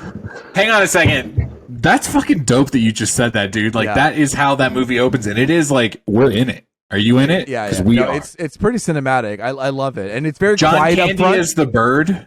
Yes, it's a great movie. Was he the seagull? Yeah, he was the albatross. Was he in the first movie? Yeah, that's what I was about to. Wilbur. Albatross? No, no. He's a different character from the first one. Oh, okay. It's another bird. I think they were trying to get another. Right? I think so. I don't know. Albatross. We can't get an albatross in here. Yeah. No. Rescuer. I'm looking it up. Oh, we're looking it up. Okay. I don't think that he was in that one. I think it's not the same. Yeah. They had like another bird, right? Yeah. But kind of wild that John Candy would come in for the second one, you know? I think they were trying to get this bird and they couldn't, so they were forced to get John Candy. Oh, it was John Candy. No, it was John Candy in the original too. Really? Yeah, Wilbur. Oh, what the fuck? Okay. Maybe you're right. Wait, but what? Luis, honestly, that was a pretty solid one. I was not expecting Rescuers Down Under on this list from anybody. So I appreciate you. Solid. It was a movie on like I like that movie. So it was yeah. And the way he laughs, it's scary. You know, it's just like scary. Okay. And I will say that a lot of these, like, my bad. I put Chick Hicks on this list, but there are definitely some. Go lay down, Bubba. There's definitely some villains that I watched the most on VHS. Sorry, my whole family's moving around right now. Okay, so throw it to Ed. Ed. Number seven. Miguel. Uh-oh. I don't like that. You already mentioned it. I want to know. Yeah, surprise! I actually love cars. Fuck no. No. This one might surprise you guys because of how much you would assume I would have it higher. I know who it Captain is. Hook. Yes. No way. Yes. Voiced by Hans Conried. Your list is going to be the most. I don't know how to say this. I'm so I cannot interested. wait to see. Accurate to task. I mean, just Okay. like. All right, Ed. No, so yeah, Captain Hook was, this was a tough call. Mostly, like, yes, like you were saying earlier, Miguel, he is iconic. He doesn't have, he does have like a song, but it's like, back in the older Disney movies, the villains didn't really have their own song as much. That wasn't like a center focus. But yes, iconic throughout the Disney legacy. He's like an older man who's trying to kill kids for fun. But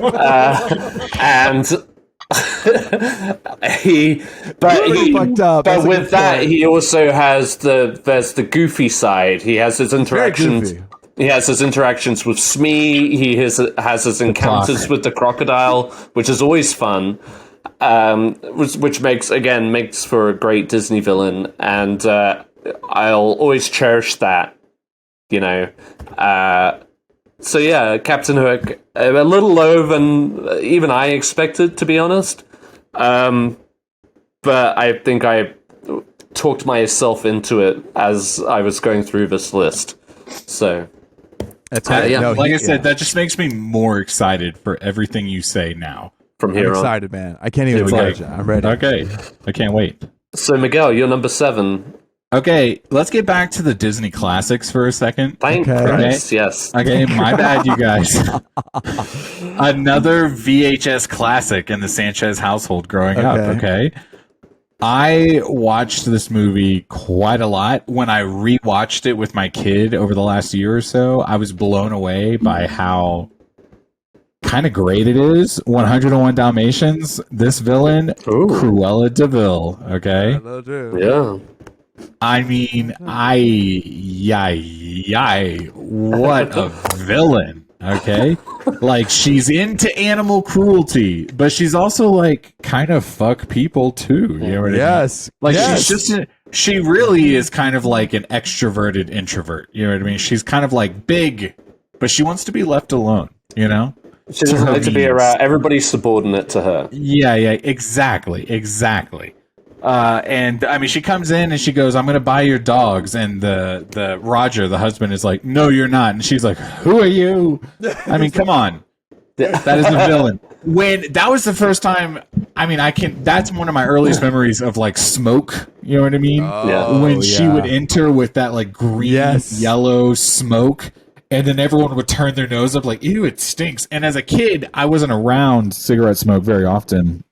So I didn't know what that was, literally, but I felt it. You know what I mean? Like, ooh, okay. Like it's a very big presence when she comes on the screen before she even so enters. good for the animators who really made it pronounced. Like green and it gets in their nose and the reactions. Yeah. Like the room reacts before she even comes into it. I hope she's on your guys' list. But Cruella de Vil, you can't say Disney villains without talking about her. So good. And so when you watch it, it's such a good opening too, when it's like the movie, like I don't know. I love the opening of that movie. Well, you're talking about like the credits. It's very of its time. It's like kind of that's when the Disney jazz phase, as they call it. I love the Disney jazz I want to shout out. I know it's a Pixar movie, you guys. But Monsters Inc. did that same kind of opening. And it was very, very visually similar as well. And it was, I happened to, again, I've got a 4-year-old running around my house, so we watch a lot of these kid movies now. And at some point I watched Monsters Inc. and then watched 101 Dalmatians, and I made that connection. It was like, they were really kind of connecting those two. So shout out Cruella de Vil.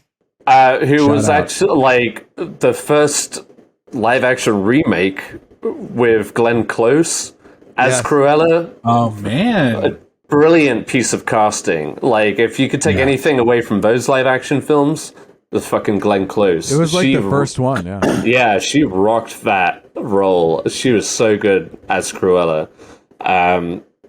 And that kind of makes me want to rewatch that. I didn't like the new Cruella movies because it made me like her. It was like, I don't want to like you. You're a bad person. You're about to become like an animal killer. And it's like exactly. Like, but it didn't feel justified. The Cruella movies feels like a multiverse movie where Cruella actually ends up not being a bad person. Well, you know Cruella, I mean? Like, and it also made the Dalmatians the villain. Oh. I was just like, what the fuck is happening? That's kind of crazy. It is. It was unnecessary. Hey man, maybe it's ahead of our time. Maybe Cruella's ahead of our time. It's like, we'll come back to it and be like, Dalmatians are villains, man. You know? Well, they're actually really vicious dogs, so they actually are very temperamental because they're inbred. So I did hear about that. Yeah, it's unfortunate. Well, if you were inbred, you'd be angry too, right? They're bad for kids. They're bad for kids. Okay, number 7. Number 7. Thank God I numbered these time. Okay, my number 7. This is a guy who made me never watch the movie again because he just really ruined it for me. And it's the guy. This villain is the person who shot Bambi's mom and parents. That dude, the faceless hunter. Fuck the faceless hunter, because that guy makes me not watch that movie ever again. So he is just a terrible person. Yeah. Faceless Hunter, my number 7. Luis. Can I say, actually, this is one that I almost agree with you, Luis, because I did write this down when I was like writing down all the villains for Disney, and I did write Man from Bambi. Yes! Rewatching that with Lily, I was just like, man. Is it pretty bad? It's terrifying. He's it's like fucking on a perch, terrifying. right? Or some sort of thing. You never see him, but you get the presence of Man throughout the film. Yes, Bambi's mother gets shot, and then towards the end, in the finale, there's a forest fire started by Man again, and they send the hounds after Bambi and his girlfriend, and they are terrifying. The feeling that Man is a constant presence throughout that film, and it is scary. It is not child-friendly whatsoever. You just fucking sold me on this movie right now. That was... stupid. I don't ever think about watching Bambi. I know the meme of it all being like, oh, and then the guy kills the mom. Boo-hoo. But it's like, no, boo-hoo. Yeah. No, it's fucked up. And there's like a whole theme of man being... It's literally like man versus nature. You know what I mean? Exactly. It sounds fucking dope as hell. No, I'm glad you mentioned it because we're spanning the entire legacy of Disney. I appreciate it. We're doing good. That was good shout. Thank you. Okay. Man from Bambi. Now I just feel like concept of man. I feel like I went on vibes too much at this point. Like I should have been a little pointed. No, this is good. There's no wrong answer apart from look, Pixar you need different colors to paint the rainbow. You know what I'm saying? And here we are. Talk that talk, Louis. Talk that talk. Number 6, Ed Ball. Number 6. All right. So this quite literally, at least according to my list, is the greatest villain of the 21st century from Disney. Oh, okay. It's Mother Gothel from Tangled. Okay. I'm glad somebody brought that up. Okay, cool. I think she was like one of the best villains to come around in a long time. Mm-hmm. You talking about the stepmom or whatever, or the one who kidnapped her? Yes. Okay. I didn't realize that was her name. What's her name? Mother Gothel. No. And I mean, I guess she goes throughout most of the movie just being called as Mother, or referred to as Mother. But her name was Gothel. Voiced by Donna Murphy. She has a great song that's like Stephen Sondheim-esque. It's just kind of dark. It's playful, but dark and kind of grim. And she, she's a villain who has basically achieved her goal of, keeping this child in captivity her whole life and staying young the whole time, she is not afraid to kill to get her goal. She stabs Flynn Rider, and fucking brutal, right? And like I remember seeing that scene, I was just like, oh shit, they're showing blood and everything in this film. Her song "Mother Knows Best," like I said, is a banger, and her death is visually stunning. Where she Flynn Rider cuts the hair, Rapunzel's hair, she trips out of the window, and like as she falls into her cape, her body slowly just disintegrates into a cloud of dust. When it finally hits the ground, it's just an empty cape. But the visual is like this huge wide shot of just her falling from the tower. Yeah, brilliant. She's a force. She's manipulative. She's sassy. And forgive me, I know this sounds weird, but there's like a little sexiness to her too, which just I don't know how to describe it, but you know what I mean. It's just like there's nothing wrong with that, Ed. I just love that you're like, and forgive me for saying that. You guys get it. I don't need people like pointing fingers or whatever, but there's like this sauciness to her, but she's fierce too, and she knows what she wants, and she's going to start like literally kidnapped a child from her crib. She's a good baddie, and one of the best ones we've seen this century. I think Disney does make these characters, a little saucy on purpose. Yeah. I feel like there's some of them are like, am I having feelings right now? I mean, I know people were, guys and girls. Let's talk about Robin Hood, the fox. Ooh. A lot of people felt strongly about that fox. A lot of people strongly about Little Mermaid. I'm just saying, Maid Marian? So graceful way. I'm not talking about Maid Marian. I'm talking about the fucking fox, the mailman. Oh. The male fox. He was so.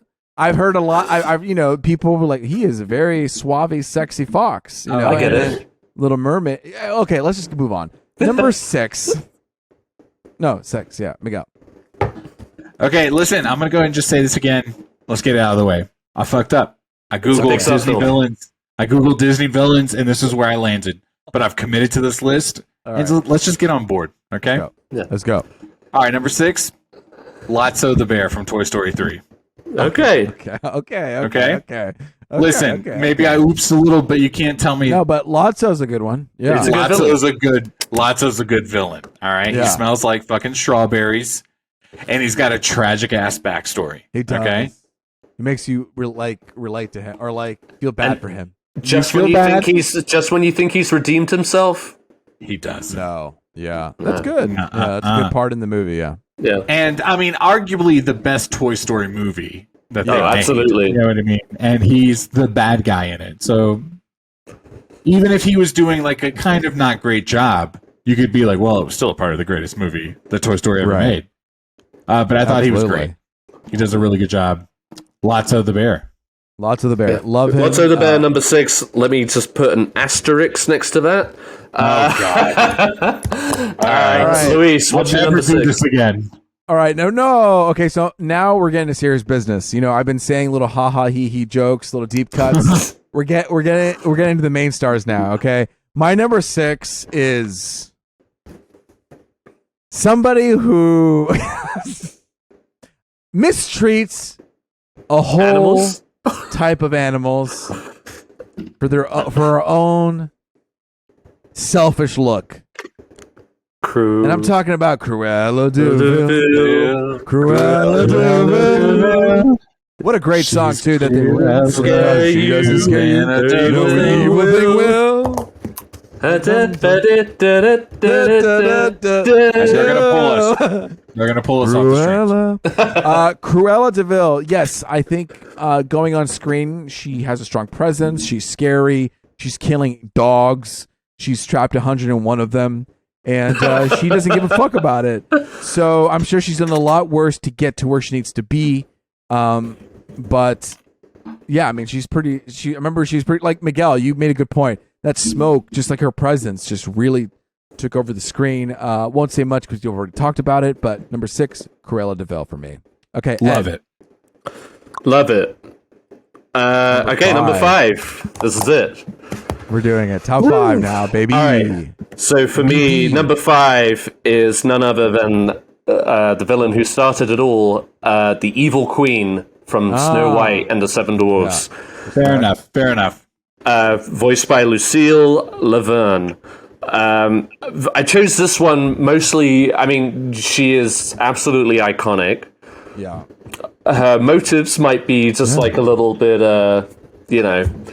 but whenever she makes that transformation into the cackling witch, was terrifying. And you have just all the visual images in my mind of her turning the apple into poison, pulling it out from the cauldron. It creates this kind of skullish thing. When she goes out to Snow White, she manipulates her into taking the apple, and then whenever the dwarfs chase after her, she's trying to kill them with a giant boulder. She's got these 2 vultures who are hanging around her. It's just like the epitome of evil for nothing other than evil's sake. The evil queen from Snow White. She doesn't have a song because it was before that time. But you think of Disney villains, you think of the evil queen. So yeah, that is my choice. That's pretty classic. evil for sure. Yeah, I love it. Great choice, Miguel. Number 5. All right. I bumped her up from Ed's list. I can't remember where she was. Close to the bottom, maybe? Ursula? I'm talking Ursula. All right. Number 5. I don't care. I'm going on vibes, baby. Soul. She's terrifying. She got big, you know what I mean? You reminded me of her getting stabbed with the ship earlier, and I was like, I forgot that. That shit does happen. She's terrifying. Yeah. And when I do see the Little Mermaid live action movie, I am gonna judge it hard. No, Ursula is who I want to see. You know what I mean? Like, I want to see Melissa McCarthy. Melissa McCarthy, yeah. Be Ursula. She's scary. She's evil. She's top 5. If you guys have ever seen the behind the scenes of that movie or the documentary Howard on Disney Plus, it's about Howard Stein or something like that. He was he created or took a part in the creation of The Little Mermaid, Aladdin, and Beauty and the Beast. Those are the classics. And he sadly died of AIDS before Beauty and the Beast was ever released. So he didn't get to, enjoy the riches of that. But he, so he was a huge factor of the design of Ursula and how she was portrayed.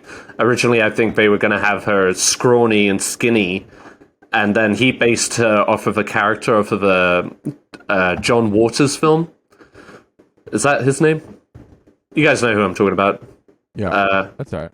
He he had a lot of influence of how that character developed, and anyway, just a fun little tidbit. I didn't know that. I do. Yeah, I mean, the voice of Ursula. I am kind of think I should have probably had her higher, but yeah, she's great. Top 5. Top 5. There you go. Yeah. So my number 5 is somebody who, man, I mean, they just ruined a bunch of lives. They trapped their souls. They made them into fucking little nothings. And it's also it's a villain that we've already mentioned. A villain that we just mentioned. Poor unfortunate soul. It's Ursula. Yeah. My number 5 as well. She's trapped all these people. They're like little seaweed figurines, like a bunch of them. She's been doing this for a while. She might as well just be a serial killer because she's just taking names, taking souls. Yeah. She defeats ruthless. King Triton with a contract. Yeah, exactly. Like she is an evil witch who is like literally ruining a bunch of people's lives. And she's vicious. She's gruesome. Ursula, my number 5. Ed, What is your number 4? Number 4. Be prepared, guys. It's Scar. Yeah. That's good. Scar, voiced none other than Jeremy Irons in The Lion King. I mean, so deliciously wicked. Like, I love it when, just like with Ursula, just like with Shere Khan, just like with Jafar, it's all about the voice. If you can't like give it that extra hamminess, you know, like Miguel says, that zhuzh, it's all for nothing. And Jeremy Irons was inspired casting, and I feel like it, like retrospectively, people are just like, oh yeah, he wasn't the best singer, but what fucking villains are? That's not the point. I love that fucking song. I love Be Prepared. Be Prepared is a great song, and he you could tell he's just having such a great time with it too. I jammed that song like 6 times today. Like. Oh yeah, no, me too. When you told me you were listening to them, I started listening to all of them too. Yeah. But yeah, no, it's a banger of a song, and he's having a great time. But also, he's one of those villains who actually achieves his goal. He becomes king. He kills his brother in the most Shakespearean way. It's brutal, traumatizing to kids all around when that movie released. And Scar, definitely, and also unfortunately named at birth. Destined to get a Scar. What do we want to name him? Oh, I don't know. Yeah, exactly. Yeah. Scar. Whoops. And apparently Barry... No. Yeah, Barry Jenkins is doing that prequel. Oh, okay. That prequel live-action movie for The Lion King, Mufasa, where we're going to see a bit of an origin story to Scar. Oh my god, I forgot about that movie. Yeah, I don't know if that's still... They haven't talked about it. That may not get made. We'll see. That may not get made. Disney is fickle as hell. I was going to say. It's like, we'll announce it just for fun. We'll see how many likes we get. Anyway, exactly. Does it boost engagement? Exactly. Yeah. So Scar... Jeremy Irons, iconic. Miguel. That's all right. Y'all get on board with the next 2 people I'm about to say. Okay, I'm already on board. I'll do one at a time. But if I messed up on the rules, I messed up on the rules. Oh boy. Number 4. Okay. Oh no. Sid Phillips from Toy Story. Yeah. I'm gonna say this again. I googled Disney villains, and this is the list that came up. Not in this order. I can't wait for the cricket from A Bug's Life in your list. Yeah. Tell me why I did have Hopper on this list and I deleted him, okay? Was it the Kevin Spacey thing? That's not good. We gotta cut that. Oh, man. Okay. Sid Phillips, a.k.a. Adam from Guardians of the Galaxy, or that's right. Guy with eyebrows. Yeah, eyebrows. Oh, that's the okay. Yeah. He actually talk about Sid. Yeah, talk about Sid. He tortures toys. I mean, come on, come on. That kid has issues. What's there to say? Of all the bad guys in the toys, they got fluffier. You know what I mean? Yeah. He was raw. I mean, it really did. He was raw. He was real. He had fucking braces. He fucked up his toy. My mouth hurt every time he talked. Yeah, because I could feel the pain in my own mouth. Like no way. Yeah. It wasn't even just his personal existence. It was the things that his little roots touched. You know what I mean? Every time a toy got turned into a monster, it was like, you're sadistic, okay? Yeah, he is sadistic. You got issues. You need to talk to somebody. I mean, probably his dad went out for cigarettes and never came back. You know, it's one of those issues. Yeah, true. Many a villain. Tell you. Just needed a dad's love. Real quick. But he gets his comeuppance in the end. Can I ask you this? Is Encanto Pixar or is that Disney? That is Disney animated. Disney animated. Okay, so sometimes computer movies can be Disney. Okay, good. Just so Who's the villain in that? Like, I don't know. We'll family pressure. There's that fucking. See, now you're catching on, Ed. Now you're catching the crack on. in the house. Oh Christ! All right. No, the crack in the Luis. house was just okay. My number 4 is somebody who, like, you know what? This guy, I would never think he's a villain. You know, so charismatic, so beautiful. What harm could they ever do to anybody? But this person takes advantage of, gaslights, abuse, women of all kinds. His name is Gaston, and he is not a kind man at all. Taking advantage, just pure narcissistic, pure egotistical. Gaston will do anything to make sure he is the top dog. He will enslave whoever he needs to, really, to get his way. Gaston, I think he's going to make it on your list, but I don't really know what else to say about it. I feel like he's just a very popular villain. Great song, too. You know, he's one of those guys. Great song. One of the best, if anything. Yeah. Yeah, that's a banger. He has 2 songs, in fact. He has Gaston and then the Mob song. Yes, the Mob song. Yeah, which is that's what I mean. He can rally up a crowd to do his bidding. Yeah, like that's dangerous. The man can sing. Yeah. I mean, it's like, what an attractive, well-talented, man, but he's a villain. Yeah. And you better watch out, because he's coming for you.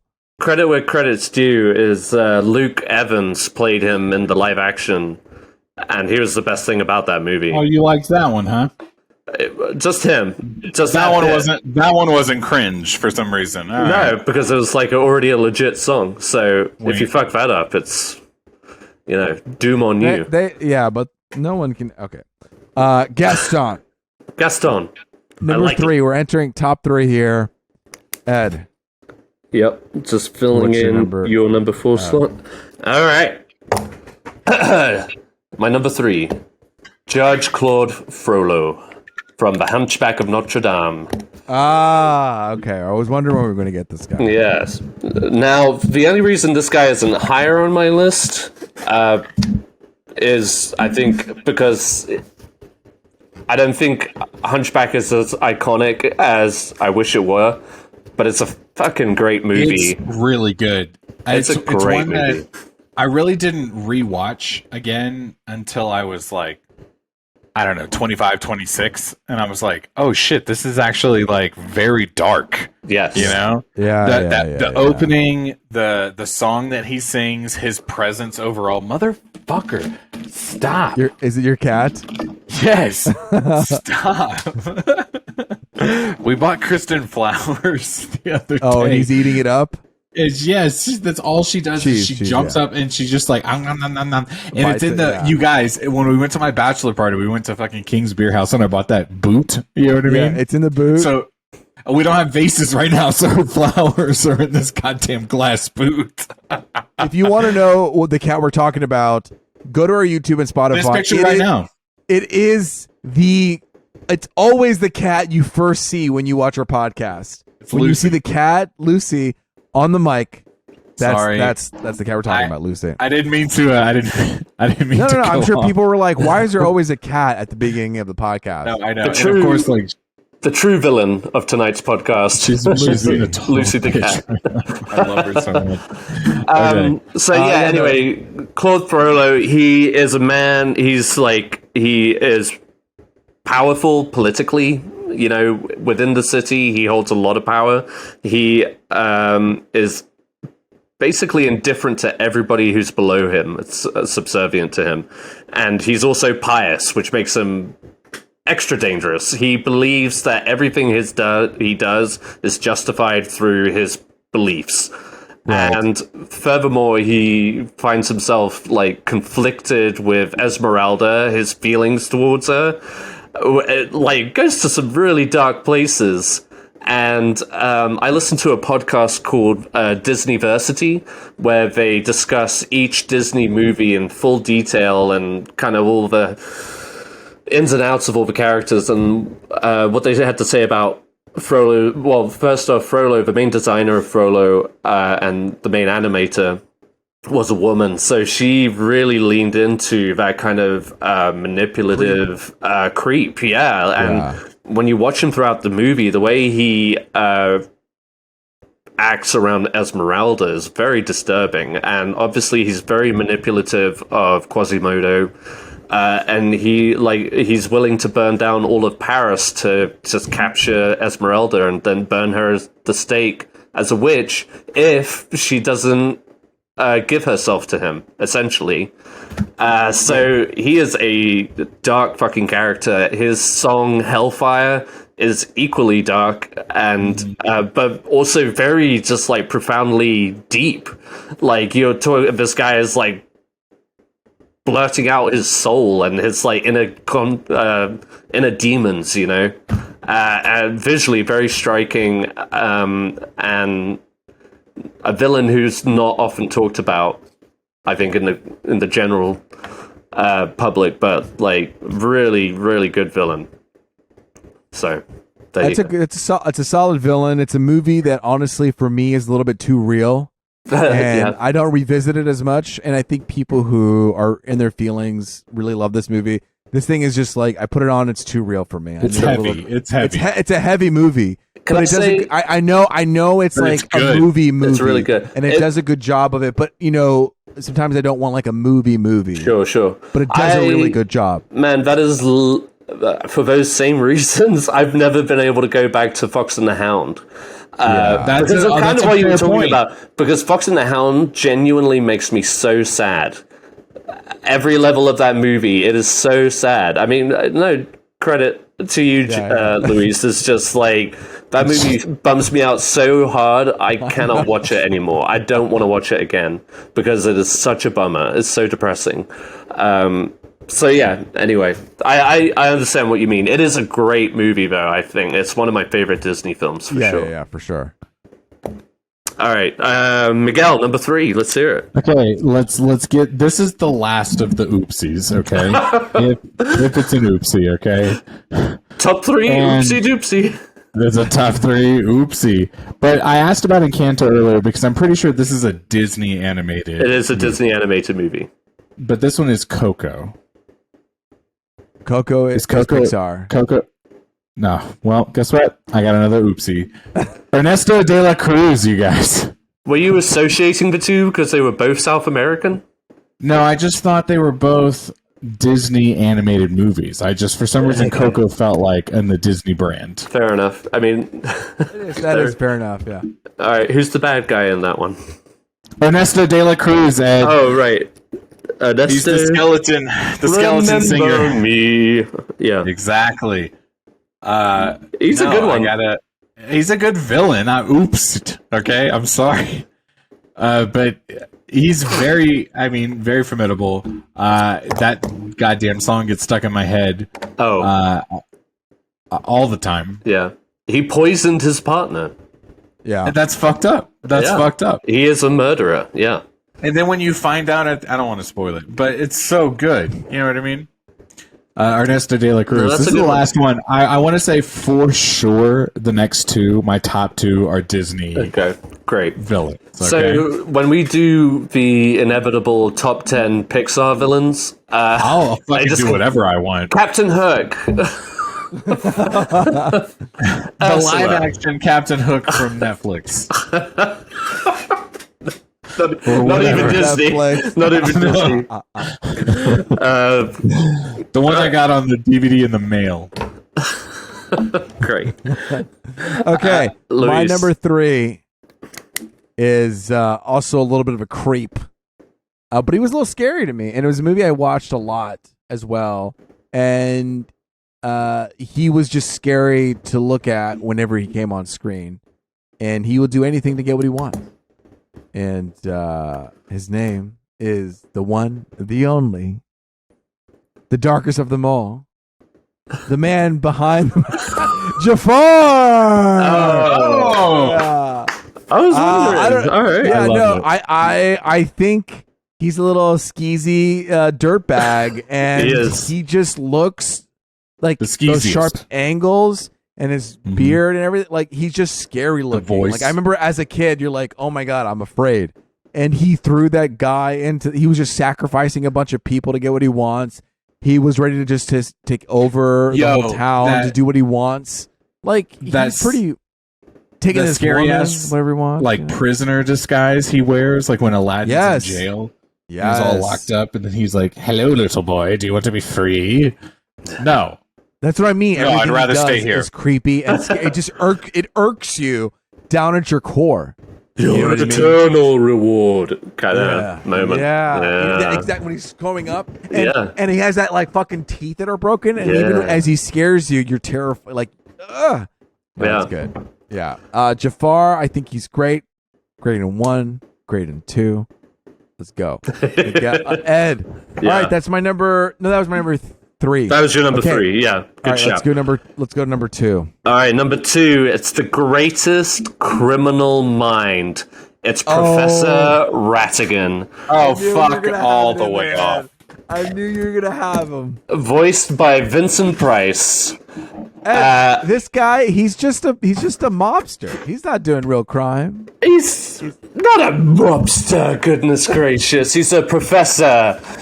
He is Tom Lambsgam. He is a professor with identity issues. He tells everybody and threatens everybody that he is a mouse when in fact he is a rat. Right. It's in the name. He tries to murder the Queen of England, the Mouse Queen of England. He's insecure, he's temperamental, but he's cunning and suave, and again, voiced by Vincent Price. It's like fucking caramel with whiskey. It's so... He also has a banger of a song, and the ending fight at Big Ben, the climactic scene, yes, is terrifying. He finally really goes crazy. The whole movie, he's like borderline unhinged, and then he finally snaps when he gets his cake caught. He just will not be bested by Basil.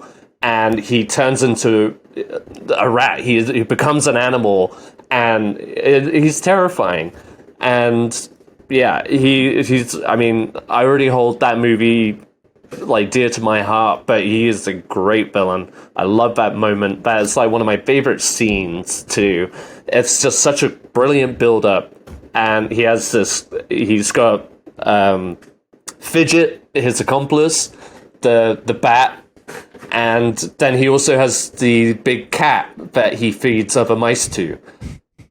So it's... Yeah, I love him. He's a great villain, and I feel like made even more so because of Vincent Price's great voice behind it. And you could tell, again, another one of those roles where you can just tell the actor is having a really good time with the voice, like doing the voice work and stuff. Miguel, I see you shaking your head, man. You would have something to say if you actually gave this movie a chance. So, I read it. I'm sorry, I watched it, and then my son came home the other day and was like, "Oh, this is my favorite book." And I said, "Say that again." And he goes, "Oh, it's my favorite book." They have a book of it at his daycare. He reads it regularly. He goes, "This is my favorite story." I was so mad. Wow. Just because of your disdain for rats? Or... Rats are disgusting creatures. Well, okay? That's why he's the villain. They shall not be celebrated. He's a villain. No. I want to see him in his reign when he's just gone completely mad. Like full Joker mode, just killing everybody, killing humans, you know what I mean? Ready to just go, like, he doesn't give a fuck anymore. Call me a rat, call me a seal, I'm coming after you. Yeah. Like, but we only saw that insanity for a second, and... man, but it was well built up. It was like, and when it plays, man, like I wish they would. What they did with that movie, I wish they would do with a Batman movie sometime. Yeah, I like it. So yes, Professor Rattigan, number 2. Miguel, number 2. Number 2. All right, it's a Disney movie this time for sure. Okay. It's not Lord Farquaad from Shrek, right? I'm talking about DreamWorks Shrek. Kung Fu Panda. I'm talking about one of the greatest Disney movies of all time, Mulan. I'm talking about Chun Yu, the leader of the Han army. Wow. He's scary. Okay, he is terrifying, number one. And soulless eyes. The things that he and his army do in that movie are scary. You know what I mean? You believe right away that he is someone you are going to have to really put up a fight against. Yeah. He has a cool sword, too. Yeah, that fucking scary ass bird, too. Oh, yeah, the hawk. Yeah.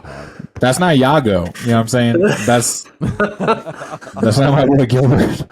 That thing is terrifying.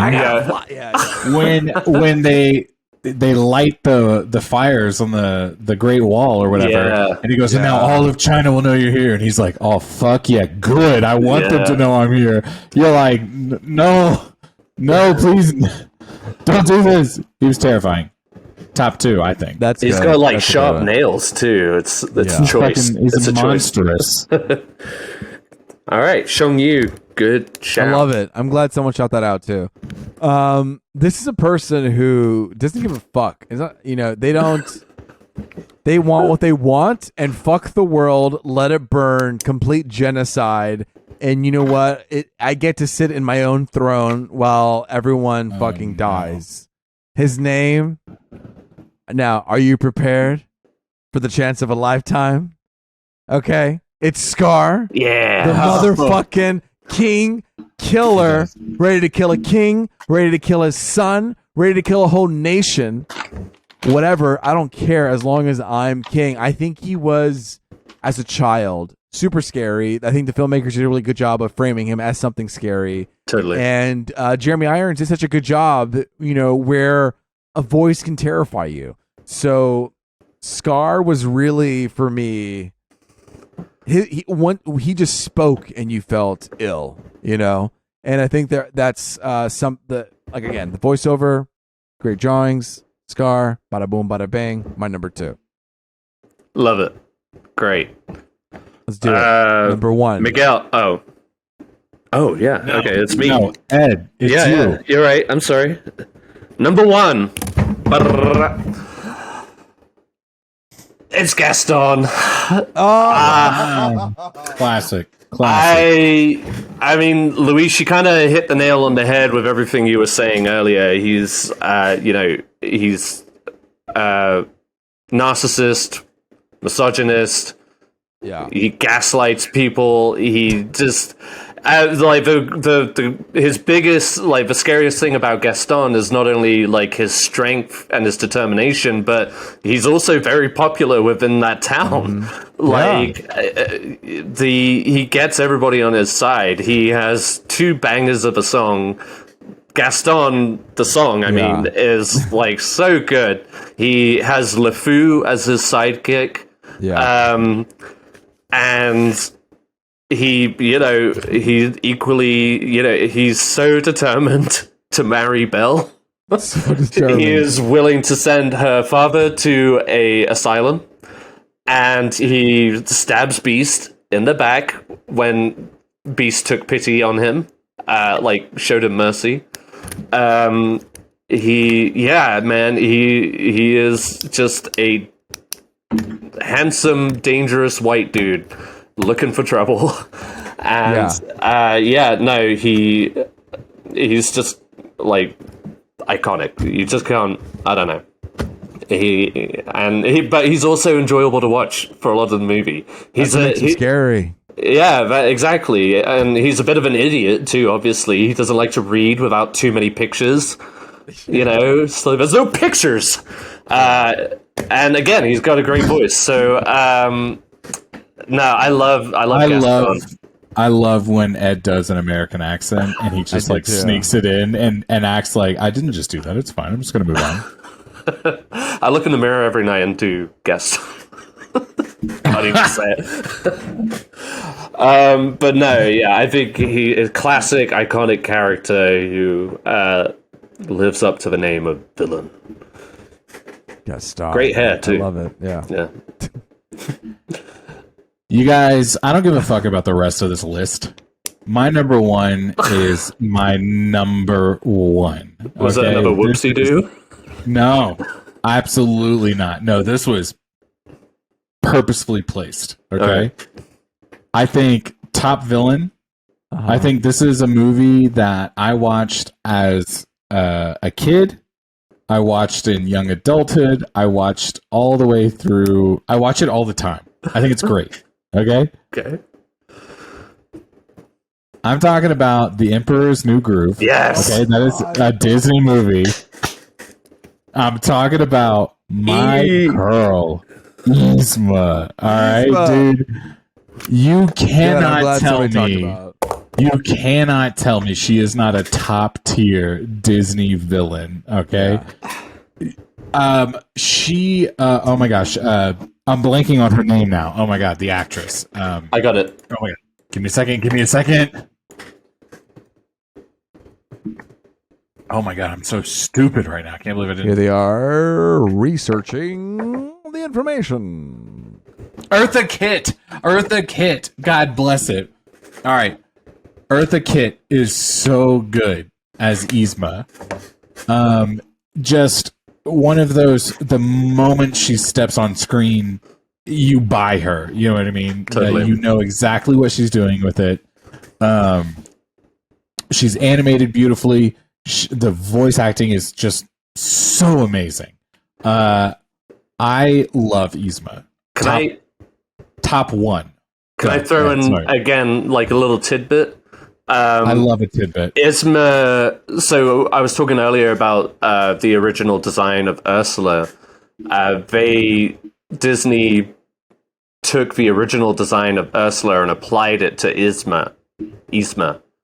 Like not like in its entirety, but they took inspiration from the original design of Ursula that they had in mind and applied it. Oh. That's interesting because you were just saying Ursula, you said their original design was really skinny. Really scrawny, yeah. And then they just went the opposite direction with it. But they still had those designs and were just like, oh yeah, this would be great. Can I say the only... I don't know why. Yzma was my number 10 for the longest time. And the only reason I knocked it off was because when I think about Yzma, I cannot think of her without Kronk. And I feel... And I'm not trying to say that she's any less of a villain, because I really enjoy her still, but it's like the two of them are like a comedic duo, and that's how I reflect on them. They are paired. I do kind of see what you're saying. And they work so well together. I love their dynamic. But I would argue that even... Oh, God, their dynamic is kind of really crucial to their character. But I feel like even if you deleted Kronk, you can't say Eartha Kitt is not playing the shit out of that role. Oh, absolutely not. I mean? Yeah. She is enjoying the hell out of that character. Like, she's rocked it. It's so fun. Yeah. When she gets turned into the little cat at the end, too... Oh man, cracks me up every time. No, good shout. I'm glad somebody mentioned it. Me too. I'm glad, and that's a good shout. Because very enjoyable. Like I said, I was really struggling with my number 10, and she was there for the longest time, and then I kicked her off at the end. And I brought her right back. Yeah, thank God. Straight to the top. And I was thinking like, surely I know it's like your favorite movie or like one of your favorite Disney films, right? I was wondering if you were going to bring it up. So this was when I was thinking, what's my top 10 Disney villains? I did not think about 10 through 2 at first at all. I immediately was like, it's Yzma, first off. Awesome. Put some respect on her name. Yeah. Luis. I love her. All right. I love her. I love that movie, and she's so funny. But my number one is somebody who struck fear in my heart. Terrifying. It'd be difficult for me to watch this scene as a child. I'd always fast forward. In fact, every time I put the VHS on, I knew I was doomed to be afraid when this character showed up. I'm doing a deep cut. I've been giving you classics. Here's the deep cut. My number one villain that scares the life out of me is Chernabog. The fucking demon from Fantasia. Oh, wow. At the very end, when he's busting out to the Night of Bald Mountain, and he has just demons flying out, causing just tyranny for no reason. Like, iconic. It was just a raw, visceral feeling as a child where I was just scared. Yeah. And there was no words or explanation or anything that happened. It was just raw energy of this fucking evil thing, you know? And when we were saying villains, I just thought of like, what was it like Miguel, like Yzma? I love her. What was one thing that scared me as a kid? This fucking demon from Fantasia. And you didn't... I mean, I don't know about you, Louise, but anytime I watch Fantasia, I was just like, I don't know what the fuck is going on, but this thing is terrifying. Yeah, it's terrifying. Yeah. Fantasia fucks you up a little bit. It does. A little intense for kids. Like, I remember always feeling sad whenever the dinosaurs fought and the Stegosaurus gets killed. I was just like, this is a kid's film. But yeah, good shout. Wow. Number one, huh? I'm glad that we really ran the gamut in all of these movies. Yeah, good for us. And let's keep going. Let's do the honorable mentions now. I got him. Okay. What do you do? We just want to do like Ed, Miguel, Luis, or just sorry? No, I was just saying like I'm engaged. Wait, are we talking about the social shout outs or like some runners up?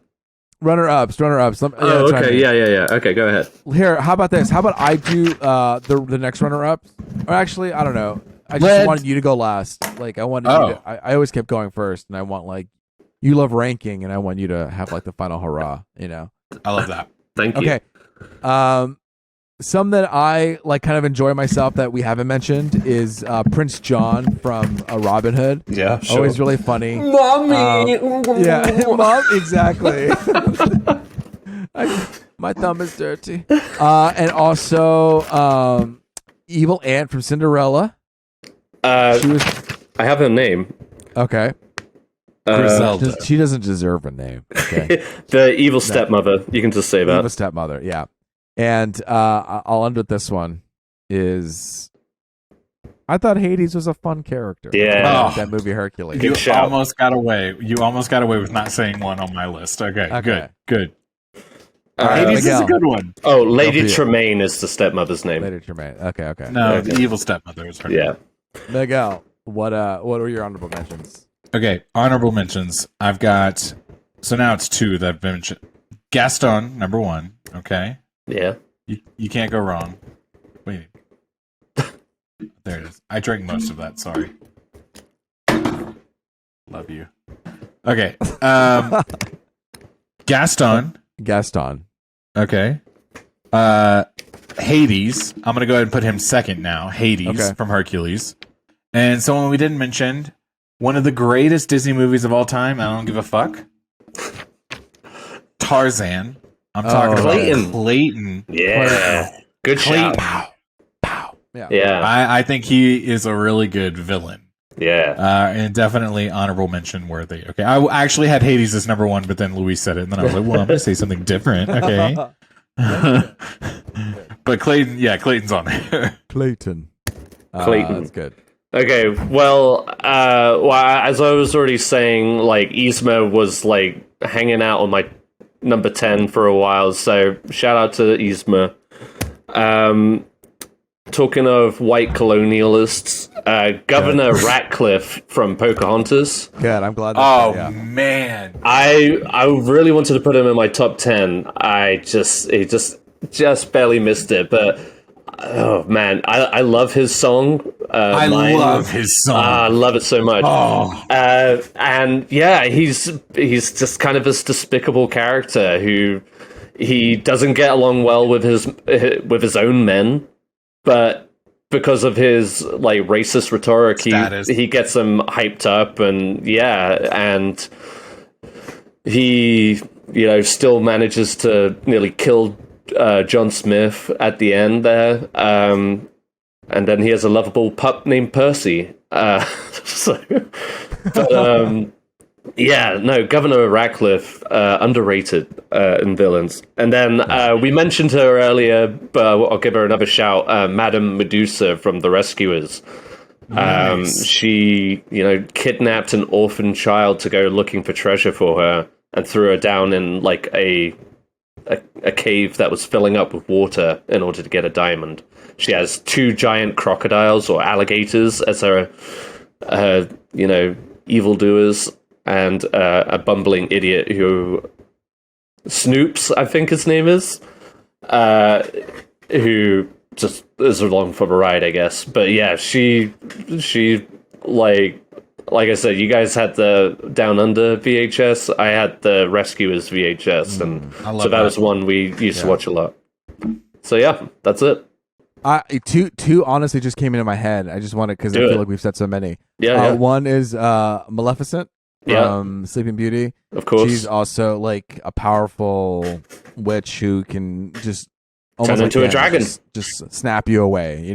Only because she got stabbed by like the perfect sword. But yeah, she's scary. She really wanted to let out her rage. And then, what's the character from Princess and the Frog? He's got. I've got Dr. Facilier. Yeah, Dr. Facilier. Yeah, he's got a good song too. I like that. Yeah. Are you ready? Are you ready? Yeah. Disney villains. This was fun. I'm glad that we got to do this. Oh, what happened? Just quick shout out to the people who responded on our social media, if I may. Let's go. Do it. Okay. Let's go. Kristen, Miguel's wife, her favorite Disney villain was Scar. Shout out to Eric Jew, who said Hades was his number one. Nice. Mackenzie Joy voted for Scar. Shout out! That's my girl Mac. She's on my she's in my D&D group. Oh, sweet. Okay. What's her class? Oh God, is she a rogue? Is she's some sort of like wizard thing as well? Because we both cast spells. That's all I remember. Okay. Are you the one? Are you the sorcerer or are you a wizard? Because there's different, right? I'm a wizard, so maybe she's a sorcerer. I'm sorry, Mac. If you're listening, I apologize. I don't know everyone's rank. I'm barely holding on when we play. So okay. Sorry. We've talked about him all the time, but I really felt the love for him today when Steven Escobar shouted out for Shere Khan. Yeah, I was just like, vindication. And then Annie Sam. I'm going off of Instagram names here, but Annie Sam. Shout out for Yzma. She voted for let's go. V Towers. Oh yeah, that's Steven's cousin. Oh okay. Yeah, I was gonna say. Yeah. She voted for Ursula. Is it she or he? Good choice. And then Dave of Our Lives. Dave of Our Lives voted for Emperor Palpatine of the Clone Wars. So shout out Dave of Our Lives. He is my spirit animal. He doesn't need any rules. Right, making whoopsies all over. Yeah, whoopsies. That's the only way I make whoopsies. And then, of course, my own Sarah Maya voted for Ursula too. So there you go. Hell yeah, we love a support group. We do. We really did. This was the most successful, I think, when we've ever asked a question about something on social. Yeah. This one got, I think, the most responses. Usually it's like, we ask a question, no one responds, and it's us. Jabronis responding back to exactly. Yeah, we're just like, we'll answer our own questions. But thank you to everybody. A lot of people. Yeah, thank you to everyone who partook, and please keep doing it. We'll try and do more things like this in the future. Also, just to reiterate, we've said it before, but like every time you interact with us on social media, Instagram, whatever, we see it and we try to respond back. Yes, and we will try or we'll try and give you a shout out on the pod. Exactly. We see you. Okay. Yep. We love you. Damn, we didn't have a feature discussion, but we're already long in the tooth. 2.5 hours. Let's we go. Did. Yeah. Oops. What are we doing? Yeah. Are we keep going, or should we just end it?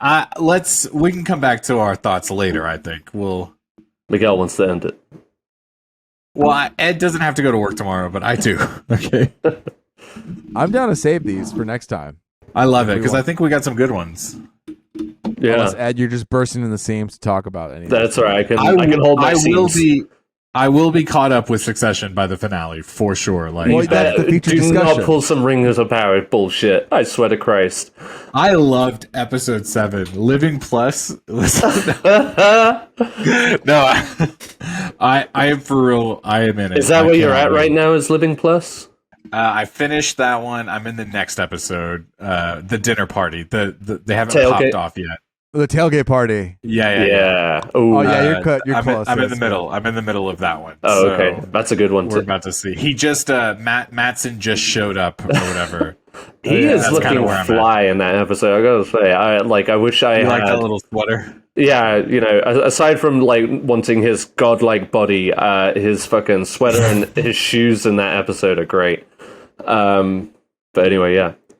Are you enjoying it though? Like, are you? Oh, I'm fucking loving it. I love Succession, and the only reason is after that one episode with Logan, I just was like, okay, I'll come back to this when I can. You really had to grieve. I feel like out of anity, you honestly, grieved. I said more than us. How dare they? But what they did in that Living Plus episode, I thought was so fucked up. You know what I mean? And I feel like that's like, what's happening now? When they the AI thing, you know what I mean, is they talk about it, and then they bring like Logan Roy back from the dead on that presentation, and you know what I mean, and then they dub his words so they make him say what they want, you know what I mean? Yeah. And it's like, oh fuck, this is not good. But what's happening, and then that classic like Kendall Roy like unravel is starting to happen, and it's so quickly, it feels like at a breakneck pace. Like the quiver in his eye. Yeah. Then they're talking about it, and it's like, oh no. And he gets a win, but then you're like, but how are you gonna fuck it up? You know? Yeah, I can't wait to talk about. Man. No, sorry, I didn't mean to get so into it. I'm watching Succession. We'll be ready to go. We're good. Yeah. I feel like we did pretty good this week. So let's say toodaloo. Until next time, we love you. I'm Louis G. We got Eddie B. We got Miggy S. I'm sorry, I said all your nicknames. I'm Louis G. And with me has been Miggy S. I don't remember landing on that one, but I'll take it. We're working on it. I love Eddie B. That's gotta happen. Yeah. And I like how Luigi is like a thing. Like, yeah. Luigi. Luigi. Maybe it's like Miggy Smalls or something like that. You know what I mean? Smalls. I like that. Miggy Smalls. Yeah. All right. Oh, do you guys until next time, it's been me, Luigi. Miggy Smalls. And Eddie B. Yeah, and until next time, I see you. We see you. See you. I see you. They see you.